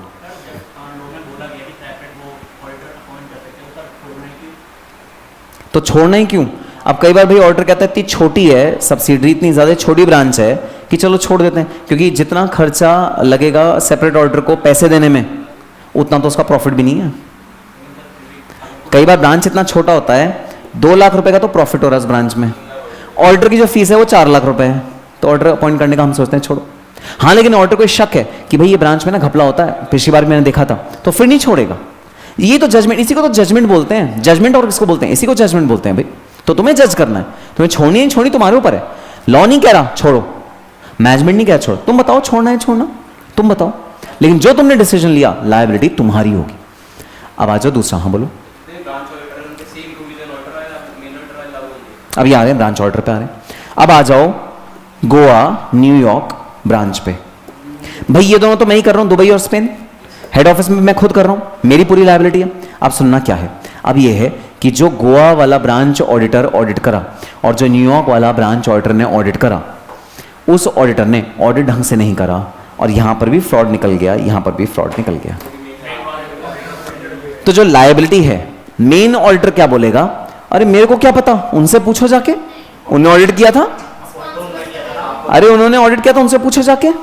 क्या रिस्पॉन्सिबिलिटी ब्रांच ऑडिटर पे होगी या मेन ऑडिटर पे होगी या दोनों पे होगी? दोनों पे होगी और प्राइमरी मेन पे होगी, प्राइमरी रिस्पॉन्सिबिलिटी मेन पे होगी। तो भाई भले ही ब्रांच ऑडिटर्स अपॉइंट होते हैं, लेकिन जो प्राइमरी ऑडिटर होता है, जो मेन ऑडिटर होता है, उस पर सारी रिस्पॉन्सिबिलिटी होती है कि वह इंश्योर करे कि फाइनेंशियल स्टेटमेंट्स बिल्कुल परफेक्टली बने हो, उनमें कोई भी एरर या फ्रॉड ना हो। तो अब धर्मेंद्र बताएगा, मान लो ऑडिटर ब्रांच का पॉइंट होता है सेपरेट और उस ब्रांच में कोई गड़बड़ी निकल जाती है, तो लायबिलिटी प्राइमरी किसकी होगी, मेन ऑडिटर की या ब्रांच ऑडिटर की? मेन ऑडिटर की। और अगर ऑडिटर अपॉइंट ही नहीं हुआ किसी ब्रांच का और वहां पर भी कोई अराइज हो गया, तो फिर किस ऑडिटर की रिस्पॉन्सिबिलिटी? मेन ऑडिटर की रिस्पॉन्सिबिलिटी। बताओ प्रोविजन समझ में आया? बस। हु कैन डू इट, कौन ऑडिट कर सकता है ब्रांच का? Either the company auditor, company auditor मतलब मेन ऑडिटर, और एनी अदर क्वालिफाइड पर्सन। किसी और पर्सन को अपॉइंट कर दो भाई जो क्वालिफाइड हो, ऐसा नहीं ग्रेजुएट उठा के उसको अपॉइंट कर देना, निकला क्वालिफाइड होना चाहिए, ठीक है। In case of foreign BO, अगर आपकी बीओ फॉरेन में है, इंडिया से बाहर है, आइदर द कंपनी ऑडिटर, या तो खुद जाओ, और any other qualified person as per the laws of that country. ये मत बोलना मुझे वहां चार्टर्ड अकाउंटेंट या कॉस्ट अकाउंटेंट ही चाहिए, सीपीए भी चल जाएगा, सीपीए भी तो इक्विवेलेंट डिग्री है ना वहां की। तो वहां का जो भी लॉ में पर्सन होगा वो ब्रांच ऑडिट कर सकता है, ठीक है। अच्छा, duties of branch auditor, branch auditor की ड्यूटी क्या है? To compile the report on branch financials, branch financials की रिपोर्ट को कंपाइल करना and give it to the company auditor, company auditor consolidate करेगा, ठीक है। टू रिपोर्ट ऑन फ्रॉड, अगर कोई फ्रॉड हुआ तो भाई ब्रांच ऑडिटर को उसे रिपोर्ट करना पड़ेगा, ब्रांच ऑडिटर बताए कोई फ्रॉड हो रहा है तो, ठीक है। Duties and powers of main auditor, duty same as given in section 143(1) to 143(4). जो भी ड्यूटीज भाई ऑडिटर की है, मेन ऑडिटर की हमारे सेक्शंस में दी हुई है, वो सारी ड्यूटीज हमारे मेन ऑडिटर्स की हैं, ठीक है। Then responsibility, responsibility of branch financial vest with the company auditor. Branch financial की भी रिस्पॉन्सिबिलिटी किसकी है? कंपनी ऑडिटर की, मेन ऑडिटर की। कल को वो ये नहीं कह सकता कि अरे ये तो मैंने ऑडिट किया ही नहीं, जब मैंने ऑडिट किया ही नहीं तो फिर मैं लायबिलिटी क्यों लूँ, रिस्पॉन्सिबिलिटी क्यों लूँ? मेन ऑडिटर ऐसा नहीं कर सकता, ठीक है। तुम इधर आ जाओ जरा, हाँ, और तुम इधर आ जाओ। पता नहीं क्या दोनों के बीच में खिचड़ी पक रही है, हर 2 मिनट में सौरभ उसे देखता है, वो उसे देखती है, फिर कुछ इशारेबाजी होती है, फिर सौरभ दुखी हो जाता है, फिर सौरभ खुश हो जाता है। चल क्या रहा है मुझे समझ नहीं आ रहा दोनों के बीच में। नहीं, जो फोकस करने लायक क्लास में तुम ही हो ना, मुंह तुम ही बना रहे हो इधर उधर। तुम्हारा मोमेंट भी तो खराब कर दिया था, तुम्हारा धर्मेंद्र का जो मोमेंट चल रहा था। हाँ हाँ चलो, अच्छा भाई next topic, again very very important. भाई इस चैप्टर में ना मैं कोई टॉपिक छोड़ूंगा ही नहीं इंपॉर्टेंट लिखवाने से, क्योंकि इस चैप्टर के ना सारे टॉपिक इंपॉर्टेंट है। जॉइंट ऑडिटर देखो कितनी बार पीछे एग्जाम में आया है, शॉर्ट नोट लिखो 4 मार्क्स का। ब्रांच ऑडिटर देखो कितनी बार एग्जाम में आया है, शॉर्ट नोट लिखो 4 मार्क्स का। रेपिटेडली एग्जाम में आया है इंटर ऑडिट में जॉइंट ऑडिटर, ठीक है। अब समझो जरा जॉइंट ऑडिटर क्या होता है, समझना जरा जॉइंट ऑडिटर क्या होता है, ठीक है। अभी जो ब्रांच ऑडिटर पढ़ा था उसमें एक मेन होता है, बाकी सब ब्रांच ऑडिटर होते हैं, ठीक है। तो एक मेन, बाकी सब सेकेंडरी, एक प्राइमरी, बाकी सब सेकेंडरी, ठीक है। जॉइंट ऑडिट में क्या होता है? कोई प्राइमरी नहीं, कोई सेकेंडरी नहीं, सबकी इक्वल वैल्यू। सर क्यों 2 ऑडिटर अपॉइंट करे एक ही कंपनी? अरे कंपनी एक, ऑडिटर 2, क्यों? वो भी इक्वल वाले, क्यों नहीं? ब्रांच वाली बात नहीं हो रही, ब्रांच वाली बात तो खत्म हो चुकी। अब यहां कोई ब्रांच वाली बात नहीं है भाई, यहां पर ये एक ही कंपनी है, वो अपने 2 ऑडिटर को अपॉइंट कर रही है। हाँ, सबसे पहला रीजन, वो कंपनी इतनी बड़ी है, इतनी बड़ी है कि 6 महीने में कोई एक ऑर्डर उसे खत्म कर ही नहीं सकता। हमें ज्यादा मैन पावर चाहिए, हमें ज्यादा नॉलेज चाहिए, हमें ज्यादा लोग चाहिए जो ऑडिट करें। Reliance one of the biggest examples, Reliance में जॉइंट ऑडिटर्स होते हैं, एक ऑडिटर नहीं होता, जॉइंट ऑडिटर्स होते हैं। 2 ऑडिटर्स हैं आज के डेट में रिलायंस के, चतुर्वेदी शाह एंड कंपनी, दूसरा डिलॉयट हैस्किंस एंड सेल्स। जब तुम इस लेक्चर के वीडियोस देखोगे उसके अंदर मैंने रिलायंस की बैलेंस शीट खोल के तुम्हें दिखाया हुआ है जॉइंट ऑर्डर्स का साइन कैसे प्लेस होता है, और रिलायंस के केस में जॉइंट ऑर्डर्स, रिलायंस के केस में कौन कौन है, मैंने पूरा डेमोन्स्ट्रेट किया हुआ है। क्लास जरूर देखना, इसकी बड़ी इंटरेस्टिंग क्लास है। तो जब जॉइंट ऑर्डर्स होते हैं, जब जॉइंट ऑर्डर्स की अब बात आती है तो दोनों इक्वल हैं, कोई छोटा बड़ा नहीं, कोई छोटा बड़ा नहीं, दोनों इक्वल हैं। सर फिर जॉइंट ऑर्डर के केस में क्या होता है, रिस्पॉन्सिबिलिटी स्प्लिट हो जाती है। तो बैलेंस शीट के आइटम्स मिस्टर ए करेंगे, इनकम स्टेटमेंट के आइटम मिस्टर बी करेंगे, ऐसे स्प्लिट हो जाएगा। या बैलेंस शीट में फिक्स एसेट्स और जो एसेट साइड है वो मिस्टर ए करेंगे, इनकम स्टेटमेंट में जो इनकम है मिस्टर ए करेंगे, बैलेंस शीट की लायबिलिटी साइड मिस्टर बी करेगा और एक्सपेंसेस वाला साइड मिस्टर बी करेगा। वो म्यूचुअली अग्री होता है कि कौन कौन सा भाई एरिया करेगा, स्प्लिट हो जाता है एरिया। अब सवाल ये उठता है, सर अगर मान लो कोई फ्रॉड निकला तो लायबिलिटी किसकी, जिसने वो वाला एरिया किया था उसकी। सबसे पहला रूल ये, जिसने वो एरिया किया था उसकी। और कुछ कुछ एरियाज ऐसे हैं जहां दोनों की जॉइंट और रिस्पॉन्सिबिलिटी। तो यहां पर जब हम रिस्पॉन्सिबिलिटी पढ़ेंगे ना तो दो टाइप्स में पढ़ेंगे, एक तो individual responsibility of both the orders और एक जॉइंट रिस्पॉन्सिबिलिटी जहां दोनों की रिस्पॉन्सिबिलिटी जॉइंट होगी। तो कुछ ऐसे एरियाज हैं जैसे लीगल कंप्लायंस, दोनों को भाई चेक करने हैं, सो डबल चेकिंग हो जाएगी तो क्या हुआ, दोनों की रिस्पॉन्सिबिलिटी है। कल को अगर लीगल कंप्लायंस में कोई गड़बड़ निकली तो जो मिनिस्ट्री है वो एक से नहीं पूछेगी, दोनों से पूछेगी, दोनों आ जाओ। तब ये मत कहना अरे ये तो इसका एरिया था, ये तो इसका एरिया था, नहीं, ये तो जॉइंट रिस्पॉन्सिबिलिटी वाले सेक्शन में आता है, इसमें दोनों की रिस्पॉन्सिबिलिटी है। तो यहां पर हम रिस्पॉन्सिबिलिटी को स्प्लिट तो करेंगे, लेकिन कुछ एरिया मिनिस्ट्री ने ऐसे बता दिए कि इसमें भाई दोनों की रिस्पॉन्सिबिलिटी होगी, इसमें दोनों को मैं पकड़ूंगा अगर इस वाले एरिया में कोई गड़बड़ हुई तो। This is known as joint responsibility. So joint orders have individual responsibilities as well as joint responsibilities. आओ पढ़ते हैं। Appointing more than one auditor for audit of financial statements. It is typically a feature of big organizations. This is joint audit.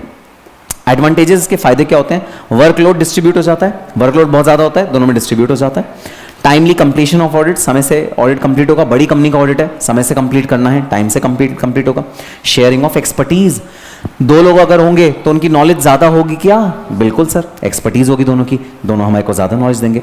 Quality of service बेहतर मिलेगी क्या हमें, बिल्कुल, जब दो नॉलेजेबल लोग होंगे आपस में भी आर्ग्यू करेंगे, कई बार आपस में भी लड़ाई करेंगे, बेस्ट चीज निकल के आएगी हमारे लिए बहुत बढ़िया चीज निकल के आएगी। हेल्दी कंपटीशन भी होगा, तो भाई एक ने कोई बात कही, मैनेजमेंट दूसरे वाले से पूछेगा, दूसरे वाले का नहीं अकाउंटिंग स्टैंडर्ड में देखो ये लिखा है, तो हेल्दी कंपटीशन होगा, दोनों आपस में डिस्कशन कर सकते हैं कौन सा अकाउंटिंग स्टैंडर्ड का क्या इंटरप्रिटेशन है, तो ये अच्छा रहेगा कंपनी के लिए। क्या कुछ डिसएडवांटेजेस भी हो सकते हैं, हाँ सर, ईगो क्लैश, डिस्प्यूट किसी के बीच में हो सकता है। और अगर दोनों प्रोफेशनल हैं, दोनों सीएम में, दोनों की अपनी अपनी ईगो होगी, अच्छा तू मुझे बताएगा कॉस्ट अकाउंटिंग स्टैंड कॉस्टिंग के बारे में, कॉस्ट स्टेटमेंट के बारे में तू मुझे बताएगा, तो पता है मैं 50 साल से कॉस्टिंग कर रहा हूं, तो कहेगा अच्छा मैं भी तो कर रहा हूं कॉस्टिंग, मैं भी एक्सपर्ट हूं। ईगो क्लैश होगा, सुपीरियरिटी कॉम्प्लेक्स होगा, ठीक है। कॉस्टली पड़ेगा, ऑब्वियसली बात है, डबल फीस देनी पड़ेगी। क्या तुम्हें लगता है वो आधी आधी फीस लेंगे, नहीं, फीस वो पूरी पूरी लेंगे दोनों ऑडिटर्स, कॉस्टली पड़ेगा। Confusion in roles and responsibilities, अब यहां पर भाई आ सकता है, अगर रोल्स आपने क्लियरली लिखे नहीं हैं तो कंफ्यूजन रहेगा, ये किसको करना था, ये किसको करना था, दोनों के बीच में डिस्प्यूट आ सकता है। नहीं ये मेरा ये थोड़ी, तेरा एरिया था, तो देख लिखा हुआ है, वो कहेगा नहीं लिखा हुआ तो फिक्स एसेट है, ये फिक्स एसेट थोड़ी तो करंट एसेट है, तो तेरा एरिया, डिस्प्यूट आ सकता है जब प्रॉपर्ली लिखा हुआ ना हो तो, ठीक है। म्यूचुअली डिसाइड करके ऑडिटर और मैनेजमेंट सब बैठ के आपस में डिसाइड करते हैं कौन क्या क्या काम करेगा। Lack of communication and coordination, कई बार ईगो की वजह से दोनों आपस में बात ही नहीं करते, अगर दोनों आपस में बात ही नहीं करेंगे तो फिर भाई हमारा ऑडिट ढंग से हो नहीं पाएगा, तो कोऑर्डिनेशन का लैक होता है, कम्युनिकेशन का लैक होता है दोनों ऑडिटर्स के बीच में। अच्छा, अब आ गया रिस्पॉन्सिबिलिटी, सबसे इंपॉर्टेंट एग्जाम में पूछे जाने वाला क्वेश्चन है responsibility of the joint auditor. Individual responsibility क्या होती है, जहां किसी एक को पकड़ा जाएगा, और जॉइंट कौन सी होती है, जहां दोनों को पकड़ा जाएगा अगर उस वाले एरिया में गलती निकली तो, ठीक है। अब देखते हैं पहले इंडिविजुअल रिस्पॉन्सिबिलिटी कौन सी होगी, ठीक है। For the work allocated to individual auditor, fix asset करने की रिस्पॉन्सिबिलिटी किसकी थी, जॉइंट ऑडिटर 1 की थी, तो फिक्स एसेट में कोई गलती निकली तो किसे पकड़ा जाएगा, जॉइंट ऑडिटर 1 को पकड़ा जाएगा, 2 को नहीं छुआ जाएगा, 2 को नहीं कुछ कहा जाएगा, 1 को पकड़ा जाएगा। सो जहां पर वर्क एलोकेट हो गया, ये तुम्हारा काम, ये तुम्हारा काम, वहां पर जो जिसका काम है वो भाई उसको पकड़ा जाएगा कि तुम्हें ये काम करना था, इंडिविजुअल रिस्पॉन्सिबिलिटी फिक्स करी जाएगी। अच्छा, अब वेरी वेरी इंपॉर्टेंट, और एग्जाम में ये वाला क्वेश्चन बहुत ज्यादा पूछा जाता है, एरियाज बताओ जहां दोनों ऑडिटर्स की जॉइंट रिस्पॉन्सिबिलिटी है, जहां दोनों को हम पकड़ेंगे वो एरिया बताओ, ठीक है। Number 1, unallocated work. अगर कल को तुम वर्क एलोकेट करना भूल गए, नोट्स टू अकाउंट्स को एलोकेट करना भूल गए, सब कुछ लिख दिया तुमने, बैलेंस शीट लिख दी, इनकम से नोट्स अकाउंट तो भूल ही गए, नोट्स अकाउंट किसको करने थे भूल ही गए, और वो बाय चांस ऑडिट नहीं हुए वो, तो कल को जब मिनिस्ट्री पकड़ेगी तो किससे पकड़ेगी, ए को पकड़ेगी या बी को पकड़ेगी, दोनों को पकड़ेगी, क्योंकि इसमें दोनों की गलती है, दोनों अगर भूल गए दोनों की गलती है। अनएलोकेटेड वर्क के लिए मिनिस्ट्री किसको पकड़ेगी, दोनों को पकड़ेगी। अच्छा अगला प्लानिंग, जो प्लानिंग करनी होती है ना ऑडिट की, कि ऑडिट में हम कौन कौन से हेड में किस किस तरह ऑडिट प्रोसीजर लगाएंगे, क्या क्या ऑडिट करना चाहिए हमें, वो दोनों को मिलकर करनी चाहिए। एग्जीक्यूशन अलग अलग करेंगे, लेकिन जब प्लानिंग होगा कि बैलेंस शीट में फिक्स एसेट में क्या क्या चेक करना है, करंट एसेट में क्या क्या चेक करना है, जब प्लानिंग होगी तो दोनों को मिलकर करनी चाहिए। तो अगर प्लानिंग में कोई गड़बड़ी निकली तो फिर मिनिस्ट्री किसको पकड़ेगी, दोनों को पकड़ेगी। एग्जीक्यूशन क्या दोनों को साथ में करना है, नहीं, एग्जीक्यूशन अलग अलग करना है, लेकिन जब प्लानिंग होगा तो दोनों को साथ में करना है। भाई मिस्टर ए जो है वो बी के एरिया का भी प्लानिंग बताएंगे और मिस्टर बी जो है वो ए के एरिया का भी प्लानिंग बताएंगे, आपस में डिस्कस करेंगे भाई इस एरिया को कैसे करें, इस एरिया को कैसे करें। Planning is one area which is joint responsibility. Then matters highlighted by one joint auditor to other joint auditor, ये बड़ा इंपॉर्टेंट बात है भाई, बड़ा इंपॉर्टेंट बात है। Matters highlighted by one joint auditor to another joint auditor. अब सुनना ये क्या होता है, फिक्स एसेट्स मिस्टर ए की रिस्पॉन्सिबिलिटी है, मिस्टर बी की नहीं है, ठीक है। मिस्टर ए ऑडिट कर रहे हैं फिक्स एसेट का पूरा ऑडिट कर रहे हैं वो। अब हुआ ये, फिक्स एसेट में इंस्टॉलेशन के खर्चे मैनेजमेंट ने फिक्स एसेट में ऐड नहीं करे, गलती है क्या, है गलती, छोड़ दें गलती या पकड़ें, पकड़नी पड़ेगी, गलती है बहुत बड़ी। इंस्टॉलेशन के खर्चे कैसे नहीं ऐड करे, नहीं ऐड करे खर्चे, ठीक है। अच्छा किसको पकड़ेंगे इस गलती के लिए, मिस्टर ए को, मिस्टर ए को पकड़ेंगे। अब सुनना मिस्टर ए ने क्या किया, मिस्टर ए ने ये किया कि मिस्टर बी को एक चिट्ठी लिख दी, राइटिंग में ईमेल लिख दिया कि dear mister B, I have observed that the installation expenses have not been added to fix asset in the gross fix asset number. ये चिट्ठी किसको लिख दी, मिस्टर बी को लिख दी। मिस्टर बी की नॉलेज में आ गया कि हाँ फिक्स एसेट में इंस्टॉलेशन के खर्चे ऐड नहीं हुए। अब जब ऑडिट खत्म हो रहा था, जल्दबाजी में ऑडिट रिपोर्ट में इसकी क्वालिफिकेशन डलनी रह गई। क्वालिफिकेशन डलनी चाहिए क्या इसकी, क्या ये मटीरियल मिसस्टेटमेंट है, लास्ट क्लास में मैंने कराया था, क्या ये मटीरियल मिसस्टेटमेंट है, परवेजिव है या नॉन परवेजिव है, कुछ याद ही नहीं है सर। परवेजिव क्या होता है, क्या होता है परवेजिव, 100% वो होता है, क्या होता है परवेजिव। सो ये जो मिस स्टेटमेंट है, क्या ये मटीरियल है, मटीरियल है, क्या ये परवेजिव है, नहीं परवेजिव नहीं है, क्योंकि सिर्फ एक अकाउंट हेड को हिट कर रही है, पूरे फाइनेंशियल स्टेटमेंट को हिट नहीं कर रही, ठीक है। तो क्या मैं क्वालिफाइड रिपोर्ट इस पे इशू करूंगा, जी हां मैं क्वालिफाइड रिपोर्ट इस पे इशू करूंगा, भूल गए करनी। अब गवर्नमेंट आई, मिनिस्ट्री आई, फिक्स एसेट किसकी रिस्पॉन्सिबिलिटी थी, मिस्टर ए की, मिस्टर ए का कॉलर पकड़ लिया, तुमने फिक्स एसेट की क्वालिफिकेशन क्यों नहीं डाली ऑडिट रिपोर्ट में, और ये ईमेल मिल गई जिसमें बी को भी इसकी नॉलेज थी। अगर बी को भी नॉलेज थी तो फिर दोनों को पकड़ा जाएगा, दोनों को हम कहेंगे भाई अगर बी तुम्हें भी नॉलेज थी तो ऑडिट रिपोर्ट में क्वालिफिकेशन क्यों नहीं डाली। तो जिन मैटर्स की नॉलेज दोनों ऑडिटर्स को हो जाती है उसका क्वालिफिकेशन दोनों ऑडिटर की रिस्पॉन्सिबिलिटी है कि वो ऑडिट रिपोर्ट में उसको डाले। तो इसलिए जहां पर matter highlighted by one joint auditor to other joint auditor, एक जॉइंट ऑडिटर दूसरे जॉइंट ऑडिटर को मैटर हाईलाइट कर देता है, वहां पर भैया म्यूचुअल रिस्पॉन्सिबिलिटी हो जाती है, दोनों की रिस्पॉन्सिबिलिटी हो जाती है, ठीक। दोबारा बोलो,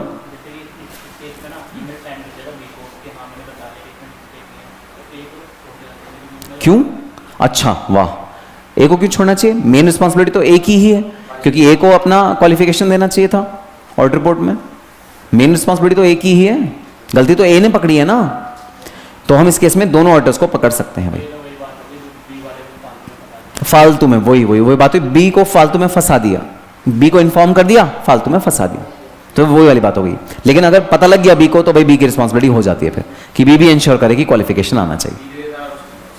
बिल्कुल बी क्वालिफिकेशन देता ना, कोई तो देता दोनों में से, ऐसा कैसे दोनों ने इग्नोर कर दिया, ये ठीक है। नेक्स्ट डिस्क्लोजर रिक्वायरमेंट्स, अभी अभी तुमने ऊपर पढ़ा प्रेजेंटेशन एंड डिस्क्लोजर, तो प्रेजेंटेशन एंड डिस्क्लोजर जो है वो दोनों का म्यूचुअल रिस्पॉन्सिबिलिटी होता है। अब सुनना जरा, हम बैलेंस शीट बना रहे हैं, फिक्स एसेट रिस्पॉन्सिबिलिटी किसका, मिस्टर ए का। बैलेंस शीट बनी, मिस्टर ए ने फिक्स एसेट में डेप्रिसिएशन अलग से दिखाने के बजाय नेट फिक्स एसेट लिख दिया, बताओ सही है गलत, गलत है, नेट फिक्स एसेट डायरेक्टली तो नहीं लिख सकते। मिस्टर बी ने कहा छोड़ मेरी थोड़ी रिस्पॉन्सिबिलिटी है, जाने दे गलत डिस्क्लोजर। मिस्टर बी ने कहा मेरी रिस्पॉन्सिबिलिटी लायबिलिटीज, लायबिलिटीज पे आ जाओ, मैं लायबिलिटीज पे सही डिस्क्लोजर करता हूं, फिक्स एसेट मेरी रिस्पॉन्सिबिलिटी है, छोड़ना। परफेक्ट। अरे एक बात बताओ, बी को क्या दिख नहीं रही बैलेंस शीट, डिस्क्लोजर दिख नहीं रहे, उसके नंबर नहीं दिख रहे, वो समझ में आती है बात, उसका नंबर में क्या पीछे है, इनवॉइस क्या है, ये सब नहीं दिख रहा, समझ में आती है बात। लेकिन क्या तुम्हें डिस्क्लोजर नहीं दिख रहा? दिख रहा है ना, इसलिए गवर्नमेंट ने बोला डिस्क्लोजर दोनों की रिस्पॉन्सिबिलिटी है। डिस्क्लोजर में हम नहीं सुनेंगे कि इसने काम किया था उसने काम किया था, डिस्क्लोजर तो भाई देखने की बात होती है, और दिख तो तुम दोनों को रहा है। अगर सेल्स है और उसमें सेल्स रिटर्न भी है, दोनों को दिख रहा है सेल्स रिटर्न है, अलग से डिस्क्लोज होना चाहिए। अगर डेटर है और प्रोविजन है, दोनों को दिख रहा है, अलग से डिस्क्लोज होना चाहिए। तो वहां पर जॉइंट रिस्पॉन्सिबिलिटी आती है in case of disclosure requirement. जहां डिस्क्लोजर है वहां जॉइंट रिस्पॉन्सिबिलिटी आ जाती है। लॉजिक भी समझ में आ रहा है भाई, क्यों दोनों को भाई हमने रिस्पॉन्सिबिलिटी दी है, लॉजिक समझ में आ रहा है, ठीक है। लास्ट अदर स्टैट्यूटरी रिक्वायरमेंट्स, भाई कोई स्टैट्यूटरी रिक्वायरमेंट्स हैं, मतलब legal compliances, TDS, advance tax, GST, companies act में जो आपके एजीएम करनी होती है, बोर्ड मीटिंग करनी होती है, कुछ होता है ना, इतने महीनों में बोर्ड मीटिंग करो ही करो, इतने महीनों में एजीएम करो ही करो, ये सब जो लीगल रिक्वायरमेंट्स होती हैं दोनों की जॉइंट रिस्पॉन्सिबिलिटी होती है। इसको स्प्लिट नहीं करा जा सकता। सर फिर दो बार चेक होगा? हाँ, दो बार चेक होगा। ये एक ऐसा एरिया है जो हमारे फाइनेंशियल्स का दो बार चेक होता है अगर जॉइंट ऑडिट हो रहा है तो। एनी अदर स्टैट्यूटरी रिक्वायरमेंट, कोई भी स्टैट्यूटरी रिक्वायरमेंट होगी वो भाई चेक होगी दो बार, दोनों की रिस्पॉन्सिबिलिटी होगी, ठीक है। अब अगला पॉइंट है disagreement between the joint auditors. दोनों जॉइंट ऑडिटर्स अगर किसी बात पे भाई डिसएग्री करते हैं, लड़ाई करते हैं, किसी बात पे वो भाई सहमति नहीं उनमें है, एक जॉइंट ऑडिटर कहता है नहीं भाई नहीं, एक फिक्स एसेट का जो अमाउंट ऐसे नजर आना चाहिए, दूसरा जॉइंट कहता है नहीं नहीं ऐसे नजर आना चाहिए। अगर दोनों के बीच में लड़ाई हो गई तो क्या करें? क्योंकि बैलेंस शीट तो एक ही बननी है, पीएनएल तो एक ही बनना है, तो अगर दोनों के बीच में लड़ाई हो गई तो क्या करना है? Each one should express opinion through separate report. दो रिपोर्ट बनेंगी और दोनों ऑडिटर्स अपना अपना ओपिनियन देंगे। जॉइंट ऑडिटर 1 अलग और जॉइंट ऑडिटर 2 अलग, दोनों अलग अलग अपना ओपिनियन देंगे। दो अलग अलग रिपोर्ट बनती हैं इन केस में जहां पर भी डिसएग्रीमेंट होता है। ये एक यूनिक केस है पूरे कंपनीज एक्ट के अलावा, यहां के अलावा और कोई सेक्शन नहीं है जहां दो अलग अलग रिपोर्ट बनती हैं एक ही साल की। ये इकलौता सेक्शन है जहां पर परमिट किया गया है एक ही साल की दो अलग अलग रिपोर्ट बना दो। जॉइंट ऑडिटर 1 की रिपोर्ट अलग, जॉइंट ऑडिटर 2 की अलग रिपोर्ट, क्योंकि दोनों की इक्वल अहमियत है। ब्रांच ऑडिट में ना ब्रांच ऑडिटर्स की कोई अहमियत नहीं थी, यहां दोनों की इक्वल अहमियत है, इसलिए ऑडिट रिपोर्ट दोनों की बनेगी भाई इक्वल। ठीक है, बात समझ में आई। अब 10 मिनट का ब्रेक लेते हैं, फिर हम अगला टॉपिक कंटिन्यू करेंगे।